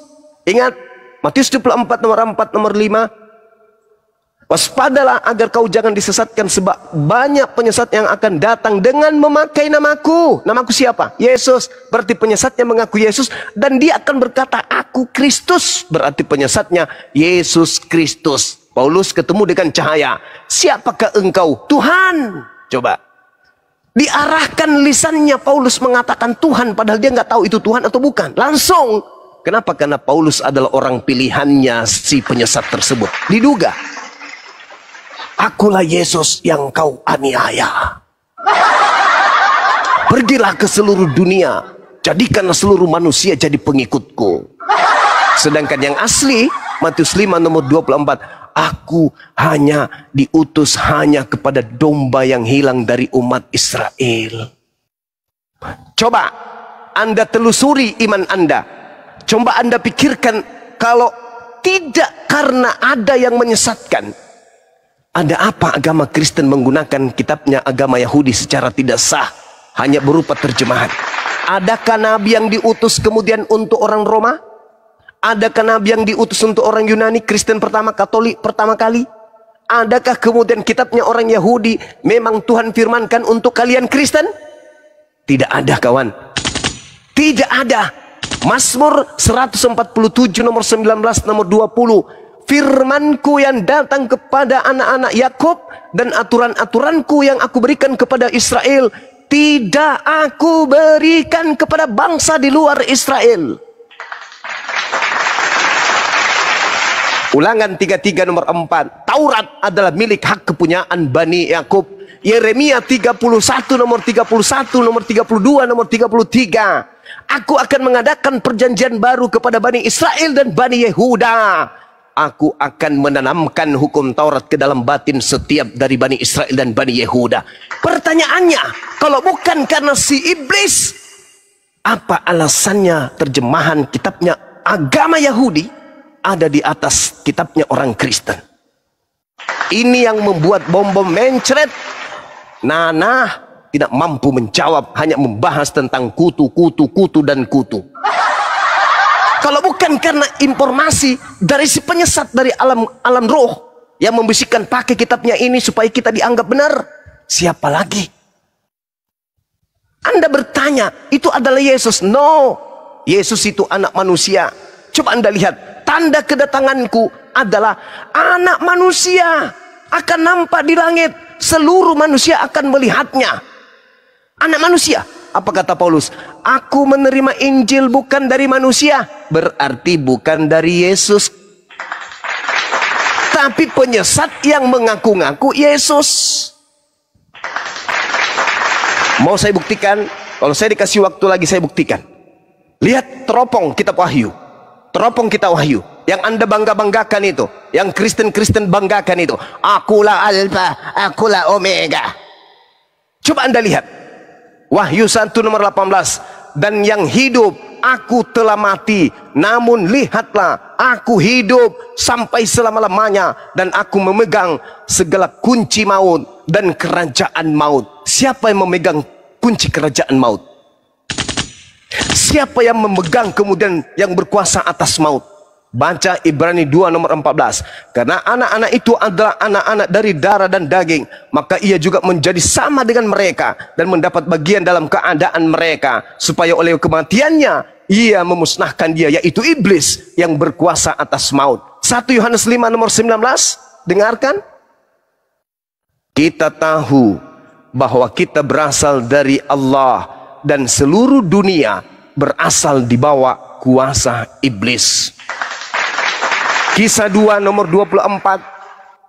Tetapi Allah membangkitkan dia dengan melepaskan dia dari sengsara maut, karena tidak mungkin ia tetap berada dalam kuasa maut. Ibrani 2 nomor 9. Tetapi dia yang untuk waktu yang singkat dibuat sedikit lebih rendah daripada malaikat-malaikat, yaitu Yesus, kita lihat yang oleh karena penderitaan maut dimahkotai dengan kemuliaan dan hormat, supaya oleh kasih karunia Allah ia mengalami maut bagi sesama manusia. Yohanes 12 nomor 31.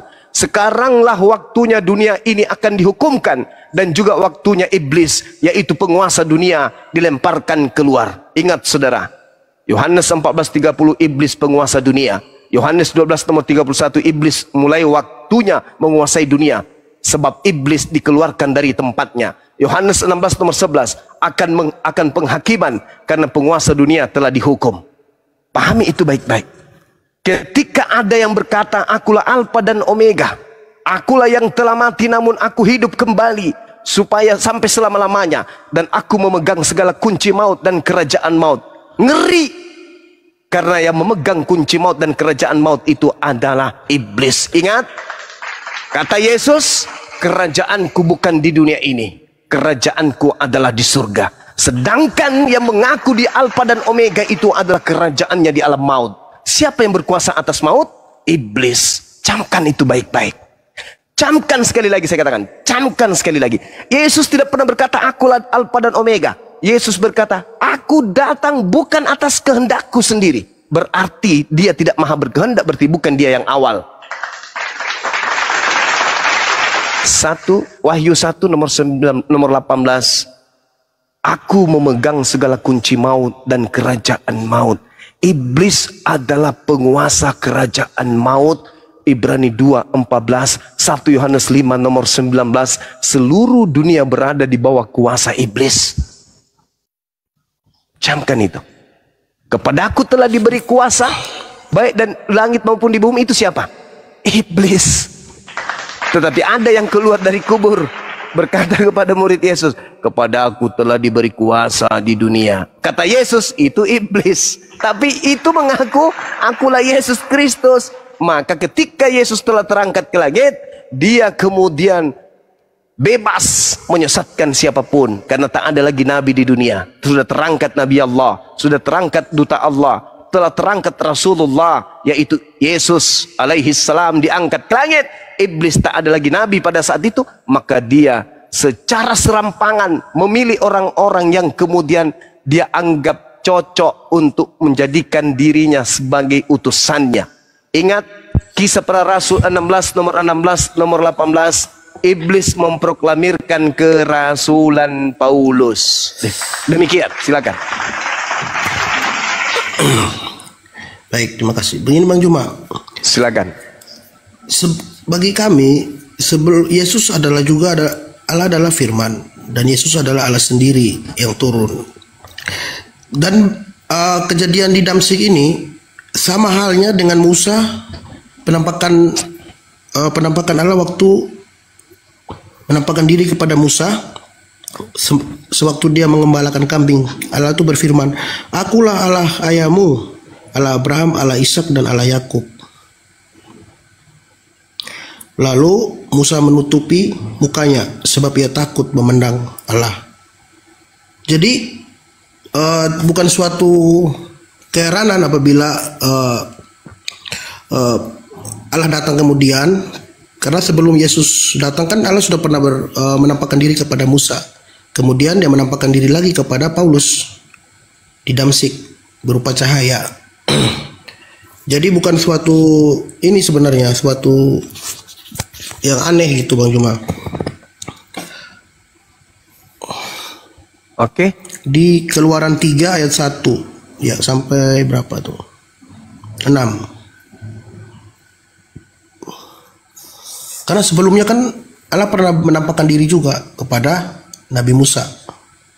Jadi apabila dia menampakkan diri kepada Paulus di Damsyik, karena waktu sebelum Yesus turun kan Yesus adalah Allah sendiri yang menampakkan diri kepada Musa. Kemudian dia menampakkan diri lagi kepada Paulus di Damsyik gitu Bang Juma. Oke. Murid-murid Yesus, apapun yang terjadi terhadap gurunya, percaya bahwa Yesus itu utusan Tuhan. Yohanes 17:8, segala firman yang kau berikan kepadaku telah aku sampaikan kepada mereka, dan mereka telah menerimanya, dan mereka percaya bahwa engkaulah yang telah mengutus aku. Berbeda dengan Bang Juma. Maaf, bagaimana dengan Yohanes 1 ayat 1 Bang Juma? Yohanes 1 nomor 1 pada mulanya adalah firman. Firman itu bersama-sama dengan Allah. Ya. Yesaya 55 nomor 11 itu jawabannya. Mazmur 33 nomor 9 itu jawabannya. Innama amruhu ita arada syai'an ayyakula lahu kun fayakun. Allah bersama dengan kemaha berkata-kata yang ada pada dirinya. Segala sesuatu yang ada di atas muka bumi ini, baik di langit maupun di bumi, pada mulanya adalah firman yang bersama dengan Allah. Itu adalah sifat. Allah menciptakan segala sesuatunya itu dengan sifat kalam. Ketika Allah berkata, maka semuanya ada. Coba lihat, apakah Yesus yang turun dari langit jatuh? Gedebuk. Bukan.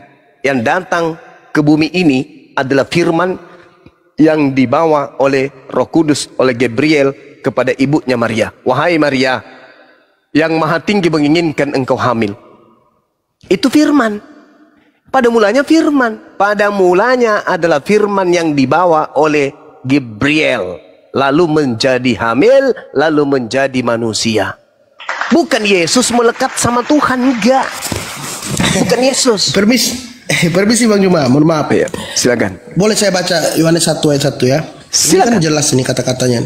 Iya. Pada mulanya adalah firman. Firman itu bersama-sama dengan Allah, dan firman itu adalah Allah. Allah inilah yang menampakkan diri kepada Musa waktu Musa mengamalkan kambing. Kemudian Allah ini sendiri sebelum dia turun ke bumi menjadi Yesus, menjadi manusia, menujul menjadi manusia, dia menampakkan diri. Kenapa? Tunggu, mohon maaf Bang Juma. Kalau saya boleh tanya, di Muslim kan ada juga sahabat Rasul yang sangat memusuhi Nabi Muhammad. Kemudian dia sangat memusuhi dan sangat memerangi Nabi Muhammad. Kemudian Nabi Muhammad memilih dia sebagai orang terdekatnya. Ada nggak Bang Juma kisah itu? Iya. Ya, berarti itu kan ya itu mirip sekali. Saya sudah pelajari, makanya saya mirip sekali dengan Paulus. Karena Paulus waktu itu dia sangat tunggu sebentar. Beda. Ya, baik, saya baca dulu sebentar baik. Silakan. Mana tadi? Karena Paulus kan dia mati-matian ingin bertemu imam-imam orang Yahudi untuk membunuh murid-murid Yesus. Dia mati-matian mengancam kan bahwa dia niatnya dia sudah bulat untuk membunuh semua pengikut Yesus, murid-muridnya. Namun dalam perjalanan di Damsyik, Yesus menampakkan diri. Jadi masuk akal, sama dengan seperti kejadian sahabat Nabi Muhammad yang memusuhi nabinya kemudian dipilih menjadi orang terdekatnya. Begitu Bang. Silakan. Nabi Muhammad bertemu langsung dengan sahabatnya. Sedangkan yang bertemu dengan Paulus bukan manusia. Sedangkan anak Maria manusia. Jauh. Ingat saudara, ingat pesan Yesus.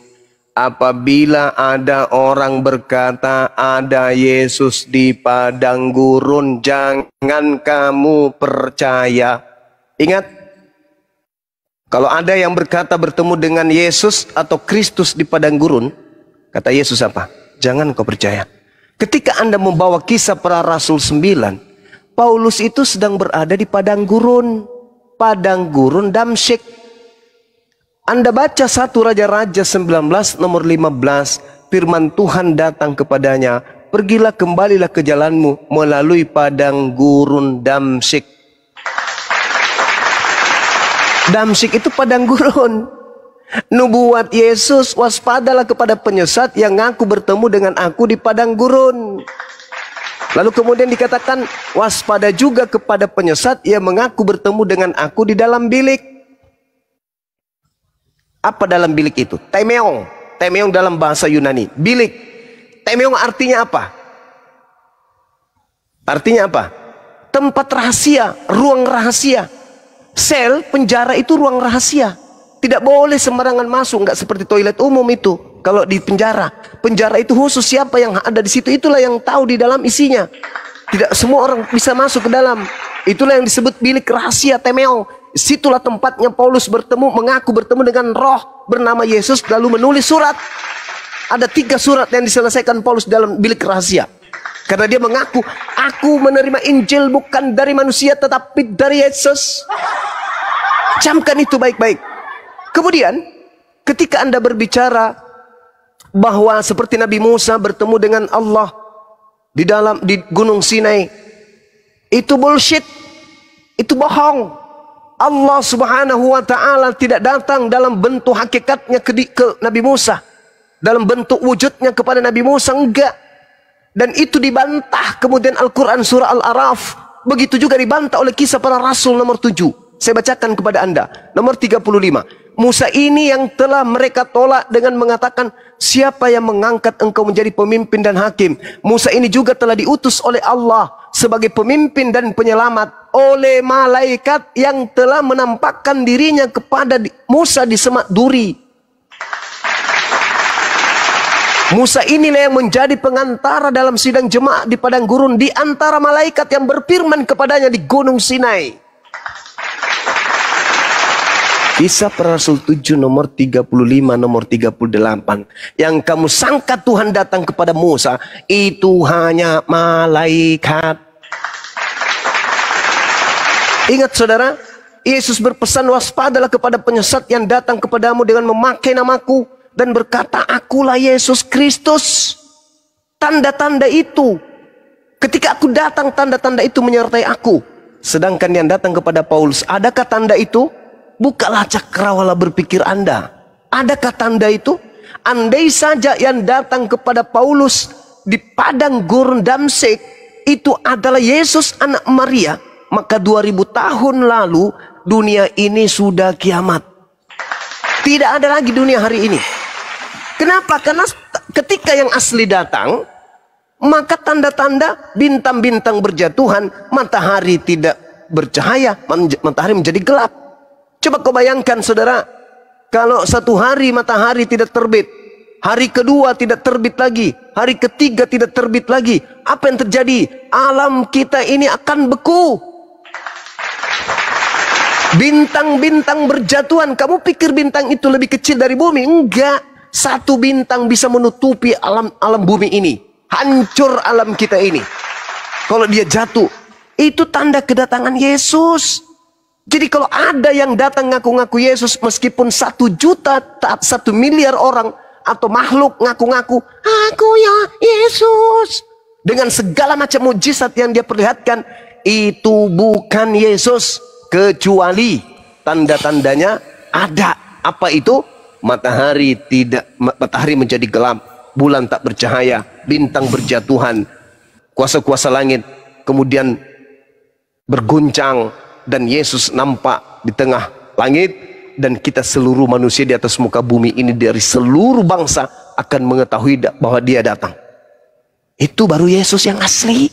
Selain daripada itu palsu. Izin Bang Juma, silakan. Sebenarnya kalau kita mau lihat, kan kita lihat sebab mengapa Yesus menampakkan diri kepada Paulus. Bukan ini kan sama Paulus. Ceritanya. Bukan Yesus, saudara. Saudara, bukan Yesus. Sekarang saya tanya samamu. Ketika Yesus ditanya, apa tanda kedatanganmu? Tanda kedatanganku, matahari menjadi gelap, Bukan itu maksudnya saya gini, mohon maaf. Nah, apakah tanda itu ada ketika ada makhluk itu datang kepada Paulus? Ada atau tidak ada? Ada tidak? Tidak. Berarti itu bukan Yesus.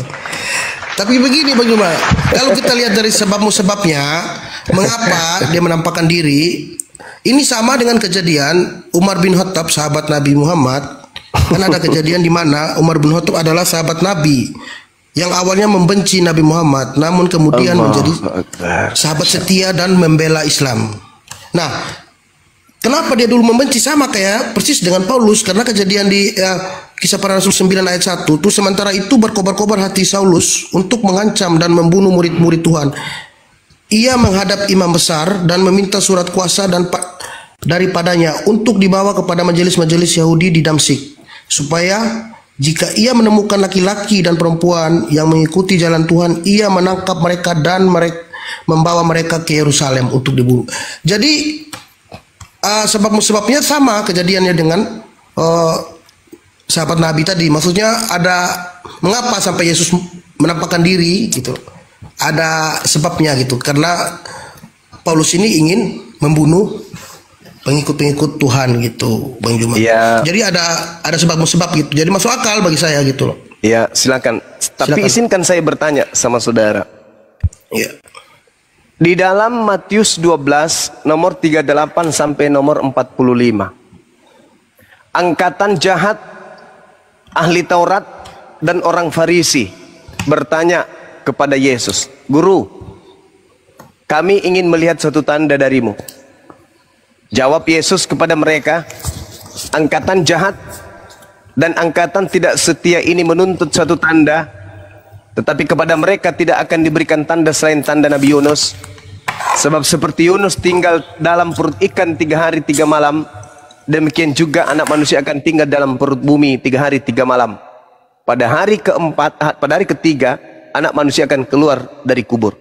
Anda tadi mengagung-agungkan Paulus karena berkobar-kobar ingin membunuh, menganiaya dan seterusnya, lalu bertobat. Saya ingin bertanya, siapa oknum yang dimaksud Yesus di dalam Matius 12 nomor 43 dari data orang Farisi dan ahli Taurat berkaitan dengan tanda angkatan jahat?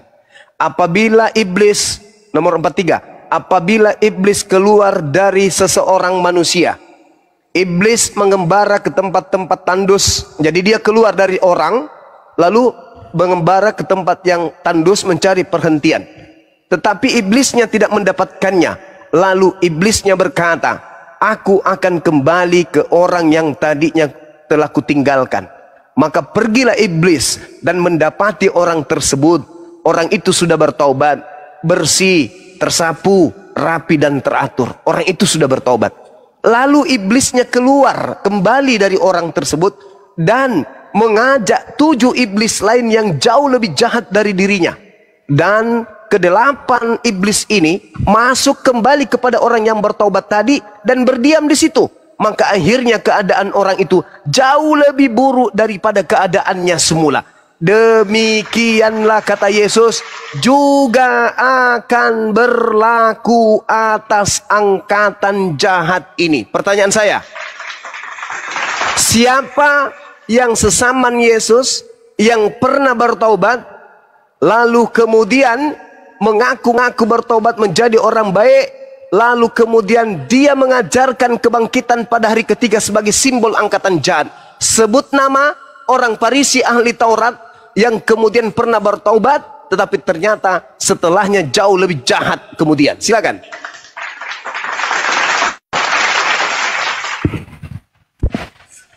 Ya, kalau di Kisah Para Rasul memang betul. Paulus, ini kan judul perikopnya udah Saulus bertobat kan. Matius 12. Angkatan jahat minta satu tanda, dan siapa yang menggaungkan tentang penyaliban ke seluruh dunia, tebusan dosa dengan penyaliban, bangkit pada hari ketiga, itu orang Farisinya. Angkatan jahat yang tadinya bertobat lalu semakin menjadi-jadi. Nah, kata kuncinya ada di Matius 23. Matius 23 nomor 1, nomor 2, nomor 3. Orang-orang Yahudi ahli Taurat dan orang Farisi telah menduduki kursi Musa. Mereka berkata-kata tentang Taurat, tetapi mereka tidak mempraktekkannya. Ikutilah apa yang dikatakan, tapi jangan kau ikuti apa yang mereka lakukan. Sebab mereka berbicara Taurat, tapi mereka tidak mempraktikkannya. Nomor 15-nya, celakalah engkau wahai ahli Taurat, orang Farisi, orang munafik, engkau menjelajahi daratan, menyeberangi lautan, untuk mentobatkan orang untuk menjadi pengikut agamamu, dan setelah dia mengikutimu, kau jadikan dia orang neraka dan dua kali lebih jahat daripada engkau sendiri. Baca Kisah Para Rasul 24 nomor 5. Paulus adalah tokoh dari agama Kristen. Dia yang keluar meninggalkan Yerusalem, menyeberangi lautan, menjelajahi daratan, dan dia orang Farisi dan dia ahli Taurat. Dia mentobatkan orang-orang Roma menjadi pengikutnya. Kata Yesus, pengikutnya dia jadikan sebagai orang neraka dan 2 kali lebih jahat daripada dia sendiri. Kalau hari ini, malam ini, kamu membela Paulus, wajar. Kenapa? Karena kata Yesus yang asli, waspadalah agar kau jangan disesatkan. Yang namanya penyesat mampu kemudian mengunci hati seseorang untuk tidak menerima kebenaran. Dia akan menyesatkan banyak orang. Gelar dari penyesat itu adalah Yesus Kristus. Kalau itu bukan Kristen, coba Anda tunjukkan kepada saya. Siapa pengikut Kristus yang banyak disesatkan tersebut? Apa nama mereka? Siapa nama Tuhan mereka? Itu bukan Kristen. Kristen adalah Kristus. Dan Kristen ini pengikut Paulus. Dan Kristen ini kemudian benar-benar menyembah kepada yang disebut Yesus Kristus. Sedangkan Yesus anak Maria mengajarkan murid-muridnya menyembah yang ada di langit yang disebut Elohim. Silakan Anda renungkan, Anda boleh menjawab, Anda juga boleh tidak menjawab. Terima kasih. Demikian dari saya. Di sini noise teman-teman, hujan, di tempat saya hujan. Yang lain monitor nggak nih? Iya, oke. Bang Handi hujan lanjut. Sini, hujan. Deras. Bang Handi atau Uni? Ya, silakan Dinda. Atau Uni? Ya, bentar.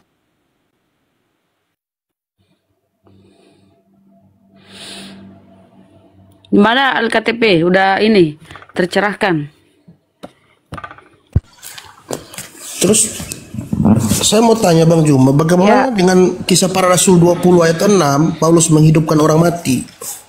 Jika dia Bang KTP, Bang KTP, Bang Zuma katanya tadi hujan, kan sudah dengarkan. Nah, kalau mau lanjut sama saya, silakan. Silakan tadi yang ditanyakan tentang apa? Tentang dia menghidupkan orang mati. Betul? Ya. Ya udah, Abang baca lagi kitab Anda. Bukankah Yesus mengatakan penyesat itu juga bermukjizat dan melakukan tanda-tanda besar? Jadi, jangan parameter bermukjizat itu langsung dianggap sebagai orang yang benar ya. Karena penyesat pun bisa bermukjizat atau memiliki tanda-tanda ajaib gitu. Lanjut.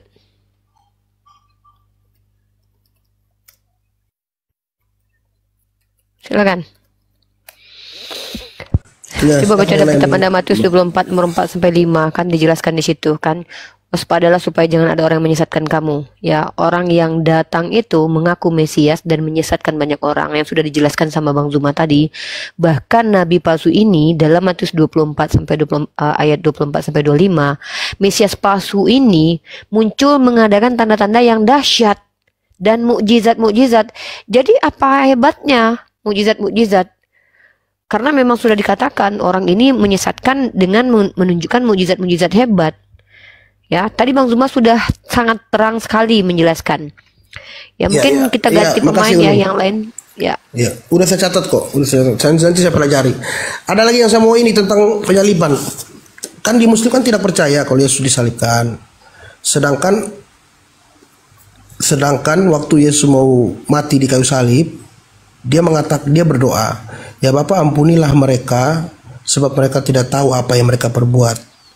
Berarti sinkron, dia ini konsisten dengan apa yang diajarkan dia kepada murid-muridnya, yaitu berdoalah untuk orang yang menganiayanya. Kan Yesus berkata berdoalah untuk orang yang menganiayamu. Kemudian waktu dia mau mati di salib, Dia berkata, ya Bapak ampunilah mereka sebab mereka tidak tahu apa yang mereka perbuat. Oke, pertanyaan saya jelas bentar, itu yang di kayu salib Yesus sebentar. gitu loh. Dari tadi Anda coba menawarkan produk pikir Anda yang kami sebenarnya tidak butuhkan ya. Tapi tidak masalah, saya mau tanya sama Anda, itu Tuhan Anda berdoa dikabulin nggak sama Bapaknya?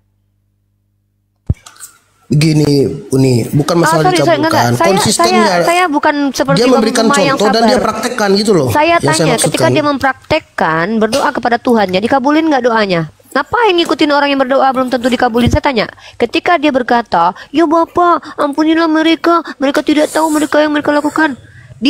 Ditaubatkan nggak sama Tuhannya, Tuhan Anda itu orang-orang yang mentusbol dia, menganiaya dia, sehingga ini layak orang dikatakan sebagai contoh yang benar. Ada tidak bukti kalau orang-orang yang menganiaya dia pada waktu itu semuanya yang dia katakan tidak tahu itu bertobat semua, sehingga layaklah dia dikatakan sebagai orang yang diterima tobatnya, diterima doanya. Kalau doanya saja tidak diterima, apa gunanya dia melakukan praktek doa? Orang doanya nggak dikabulin. Bentar, untuk membuktikan doanya terkabulkan, tunjukkan kepada saya secara sejarah semua orang Yahudi yang ingin menghabisi nyawanya dan mengolok dia, dan semua orang Yunani yang menghabisi nyawanya bertobat menjadi Kristen. Tunjukkan kepada saya sejarahnya. Ada satu yang waktu saya tanya semua, saya tanya semua. Kalau memang cuma satu orang, nanti doa Tuhan Anda tidak terkabulkan. Gak usah bertele-tele. Saya bukan Bang Zuma yang sabar. Anda jangan coba membawa doktrin gereja Anda ke hadapan saya. Berkali-kali saya sudah katakan kan. Ini sama kan saya data, ini, iya, tidak. Tunjukkan data. Yang saya minta data, bawakan data bahwa semua orang yang dimintakan didoakan sama Yesus itu bertobat jadi Kristen semua. Itu pertanyaan kunci namanya, pertanyaan itu tertutup. Saya tanya, Anda kalau nggak mau ini ya udah apa-apa, saya turun aja. Tuhanmu tidak dikabulkan. Kau ngomong sama kau nggak pernah ini kau ya nyambung kau ini Diva. Udah muak, turun. Aku muak sama kau, turun. Nggak perlu. Bang Zuma sabar, ya turun kau. Enyah kau iblis, menyesatkan kau dari tadi. Kau pikir perlu kami mendengarkan ocehanmu, pendusta? Bang Zuma sabar, aku bukan. Tahu kau, aku adeknya. Kalau aku salah dari Bang Zuma wajar, aku adeknya, paham kau? Enak aja kau bilang, berdoa. Tuhan kau berdoa dikabulin nggak? Ngapain kau memamerkan, mempromosikan Tuhan yang berdoa tapi nggak dikabulkan? Nyah kau iblis. Banyak kali kau penyesatan dari tadi, sabar Bang Zuma mendengarkan. Hantu belau, kau pikir apa? Kami di sini sabar, kami ngadapin kau menyesatkan umat. Jadi Kristen aja kau seumur hidup. Nggak usah kau tanya-tanya sok-sok. Saya catat. Bang Zuma, selamatkan aku. Nggak usah kau banyak cerita. Banyak kali cerita kau. Ya, selamat malam Antonio. Silakan bertanya. Nggak usah sok-sokan. Waalaikumsalam. Banyak kali ceritanya udah dijelasin sama Bang Zuma dari tadi loh. Banyak kali gayanya. Ini aku catat Bang Zuma, udah aku catat. Kali. Ya, silakan Antonio, tunjukkan kalau betul Tuhan kalian itu mempraktekkan Tuhan kalian loh ya, sembahan kalian itu, manusia yang kalian sembah, yang mati terkutuk di tiang salib. Ketika dia berdoa di tiang salib, kalau memang dia suri tauladan yang baik, ketika dia berdoa dikabulin Bapaknya. Tunjukkan sama kami data bahwa seluruh orang yang dia katakan, ya Bapa, ampuni mereka, mereka tidak tahu yang mereka perbuat. Ada nggak dikabulkan doa Tuhan kalian? Kalau doa Tuhan kalian saja tidak dikabulkan, kenapa kalian promosikan agama kalian di sini? Bertanya kalian kepada kami yang paham, yang belajar. Jangan kalian coba menyesatkan di sini. Ada urusannya kami dengan agama kalian. Kami tidak mengizinkan kalian menyesatkan di agama Islam. Dari tadi banyak kali diulang-ulang terus, dari mulai kau muncul di publik ini, itu saja pertanyaanmu. Ya, oke, silakan izin, Antonio. kita sapa dulu Antonio. Antonio Kristen. Kenapa dia diem? Antonio ke Kristen. Oh, jangan mau ngeri. Muslim. Oh, Muslim. Yang naik Kristen dulu, Bang. Apa yang disampaikan, Nalio? Oke, apa mau disampaikan? 1 menit, silakan. Antonio. Nggak ada ya? Suruh aja dulu Bang ya. Silakan yang Kristen. Ya, itu tadi tutorial menghadapi ular beludak ya teman-teman ya. Nah, itu jangan ditiru. Jangan ada yang tiru kecuali yang harus digituin dia itu orang ngeyel, Uni, gak apa-apa. Itu udah berulang-ulang dia tanya sama Bang Zuma, berkali-kali dia tanya sama kita. Dia tetap promosikan Tuhannya di kita. Ya teman-teman non muslim silakan bertanya karena Bang Zuma beliau di situ hujan, noise. Kalau nanti kondusif keadaan beliau di sana, insya Allah beliau menjelaskan kembali, menjawab pertanyaan lagi. Yang naik ke atas, silakan naik ke atas. Bertanya saja ya, tolong ya. Saya jujur saya katakan kepada teman-teman Kristen, saya tidak butuh. Kami sebenarnya tidak butuh penjelasan kalian tentang doktrin kalian. Kenapa? Saya, Bang Zuma, Bunda Rahma itu belajar secara autodidak. Belajar bahkan kami membaca literasi yang kredibel. Supaya kami tahu bagaimana sudut pandang kalian secara doktrin dan secara tekstual. Dan juga bahkan kami mengetahui perpecahan-perpecahan di denom kalian, di Kristen, di agama kalian. Jadi kami tidak butuh penjelasan agama kalian. Kami di sini hadir untuk membentengi akidah umat Islam. Supaya tidak disesatkan, ya, tidak disesatkan oleh penyesat yang menjadikan orang-orang yang bertaubat. Seperti Matius 23:15 mengatakan, orang yang ditobatkan mengikuti tokoh ini itu 2 kali lebih jahat daripada si tokoh ini. Nah itu dijawab. Siapa tokoh tersebut? Tokoh agama membawa agama baru yang bertentangan agamanya dengan Yesus, yang mengajarkan apa-apa yang bertentangan dengan Yesus, kemudian pengikutnya menjadi penjahat sepanjang sejarah.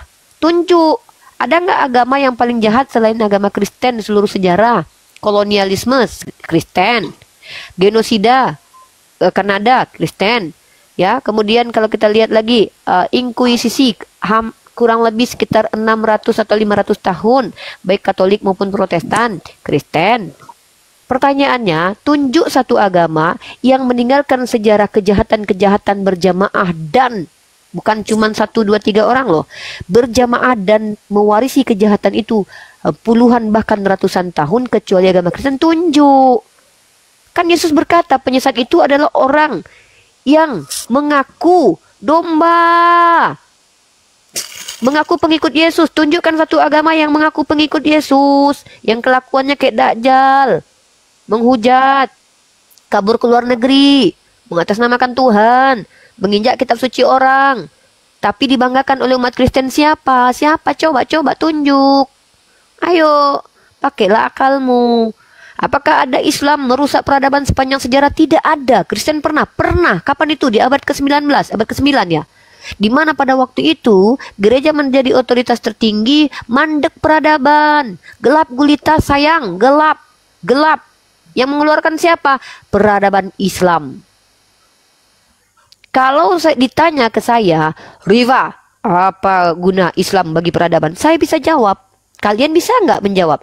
Apa guna Kristen untuk peradaban? Kalau tidak ada gunanya buat peradaban, maka pertanyaannya, apa agama yang dibawa oleh orang Parisi, munafik, penjahat, penipu, pembohong, pendusta, perampok, ular beludak, pembinasa keji yang membatalkan hukum Tuhan? Siapakah dia? Apa agamanya? Naik ke atas, mari kita diskusi. Disapa dulu ya. tamunya nih. Oh iya, disapa dulu. Silakan, Bunda Rahma. Bang Toy, Kristen Muslim. Assalamualaikum. Saya Muslim, Bunda. Oh, yang disuruh naik Kristen. Tapi nggak apa-apa, silakan cepet ya. Apa yang disampaikan, Bang? Mau tanya ini sedikit, ya masih sedikit kebingungan lah dalam Al-Quran itu kan. Saya Muslim insya Allah, tapi saya kadang bertanya kepada para ustadz-ustadz saya, pertanyaannya itu jawabannya itu belum memuaskan, Bunda. Pertanyaannya seperti ini, Bunda. Gimana nih? Dia tanya tentang Islam. Semuanya ini bukan gini ya. Ustadznya saja tidak memuaskan, apalagi saya, Bunda. Saya bukan ustadz, saya ulala bebe. Lah kan ya Bang ya. Jadi ini mohon maaf ya Bang ya, ini bukan ruang kajian tentang Islam. Lain kali Bang ya kalau ada memuaskan gimana saya coba. Ya Bang ya. Oke, terima kasih Bang ya, Bang Toy. HRX 5 HRK. Ya Bang, terima kasih. HRKS 25, selamat malam, assalamualaikum kalau Muslim. HRX 25. Oh baby. HRX 25. Power 77. Selamat malam. Assalamualaikum. Muslim Kristen. Power. Udah pada tidur kali ya, gara-gara si KTP. Aku 26 ya. Kristen Muslim. Kristen. Aku. Oh Kristen. Oh cewek. Oh Bunda, Mbak. Silakan. Sama Uniripa ya, silakan Bu. Bentar, Mbak aku. Tolong dikondisikan dulu suaranya, itu noise di belakang. Oh, iya. Gede banget. Dikondisikan dulu ya, biar enak didengarnya. Kalau misalkan ada noise di belakang ya gak enak didengarnya, Mbak. Ya buat teman-teman tolong di follow akun yang di atas semuanya ya. Love oranye diklik tuh. Gimana, udah aman suaranya? Udah lumayan, udah merdu semerdu Epitamala. Silakan, Mbak. Ya rencana sih mau kayak ngobrol santai aja sih tadinya sama Bang Zuma. Pengennya langsung. Boleh. Boleh, Ngobrol itu santai sama masih ada Bang, tuh. boleh. Silakan Gurunda, monitor Gurunda. Ada pasien yang harus segera diobati ini. Udah akut. Masih ini masih kencang suaranya, hujan sini. Lanjut aja dulu. Mudah-mudahan sebentar lagi ini. Nggak lama kok. Ya ngobrol aja dulu Kak. Iya silakan. Nanti Kakak kalau seandainya pengennya Bang Zuma yang jawab, nanti di skip dulu. Nanti Bang Zuma kalau sudah kondusif, nanti beliau bergabung bersama kita. Di sini ada kebetulan saya anak baptisnya Bang Zuma ya Kak ya. Jadi semua ilmu Bang Zuma itu sudah diturunkan ke saya juga. Jadi biasanya jawaban saya ya jawaban Bang Zuma, karena saya dan Bang Zuma satu gitu. Sebelum divalidasi Bang Zuma nggak apa-apa, sama saya juga nggak apa-apa. Silakan Kak. Oh jadi gini kan Kak. Dari kemarin sih ngikutinnya Kak, cuman kayak masih belum ada waktu. Dan kemarin sempat naik, diturunkan gitu. Terus. Ya saya sendiri juga masih belajar ya kan, makanya tadi coba bertanya-tanya. Boleh Kak, saya temenin belajar ya. Kebetulan saya juga sedang belajar. Silakan Kak, bertanya saja Kak. Ya akhir-akhir ini kayak sering merenung ya kan gitu kan. Dosa nggak ya kalau misalnya aku tuh mengkhianati Yesus lah, Isa ya gitu ya kan. Kalau di Islam itu bilangnya Nabi ya kan gitu kan. Dosa nggak ya kalau misalnya aku tuh bilang aku tuh 50-50, percaya Islam iya, percaya di Kristen juga iya gitu kan. Tapi ada iya enggaknya juga. Pokoknya kayak 50-50 banget. Oke, saya jawab sedikit boleh ya Kak? Tapi agak banyak sedikitnya Kak ya. Mohon di-mute dulu nih, kita ngobrol santai ya. Berdosa Kak Kakak mengkhianati. Mohon izin sebelum ke Ibu ini, tolong buat para moderator jangan naikin Kristen yang lain dulu. Fokus dulu ke Ibu ini ya. Fokus dulu ke Ibu aku. Namanya siapa Bu? Mohon maaf. Masih Grace aja, Grace. Jangan panggil Ibu, panggil Mbak Grace aja kan. Oke, Beb Grace silakan dilanjut ya buat teman-teman, jangan naikin yang lain. Cek. Assalamualaikum semuanya. Waalaikumsalam warahmatullahi wabarakatuh. Jadi Mbak Grace berdosa kalau Mbak mengkhianati Yesus seperti kelakuan umat Kristen ya. Oh, enggak dengar kan? Dengar, kalau Dian di-mute dulu. Giliran cewek aja berebut, kalian pengen ngomong semuanya. Parah ini. Dasar ya Akang sama Goldian. Oke lanjut. Gini Mbak Grace, berdosa besar karena Anda mengkhianati Yesus seperti yang dilakukan umat Kristen keseluruhan. Kenapa saya katakan begitu? Karena iman Kristiani itu konsekuensinya mengkhianati Yesus. Yesus katakan kehidupan kekal hanya mengenal Engkau satu-satunya Allah. Di Kristen bilang kehidupan kekal dia termasuk Allah. Kata Yesus, aku tidak meniadakan hukum Taurat. Di Kristen hukum Taurat dibatalin mengikuti Paulus. Berdosa Kak, berdosa karena Yesus berkata, tidak semua yang memanggil aku Tuhan, Tuhan masuk ke dalam kerajaan surga, melainkan yang mengikuti kehendak Bapakku. Jadi Kak Grace, kalau mau selamat jangan khianati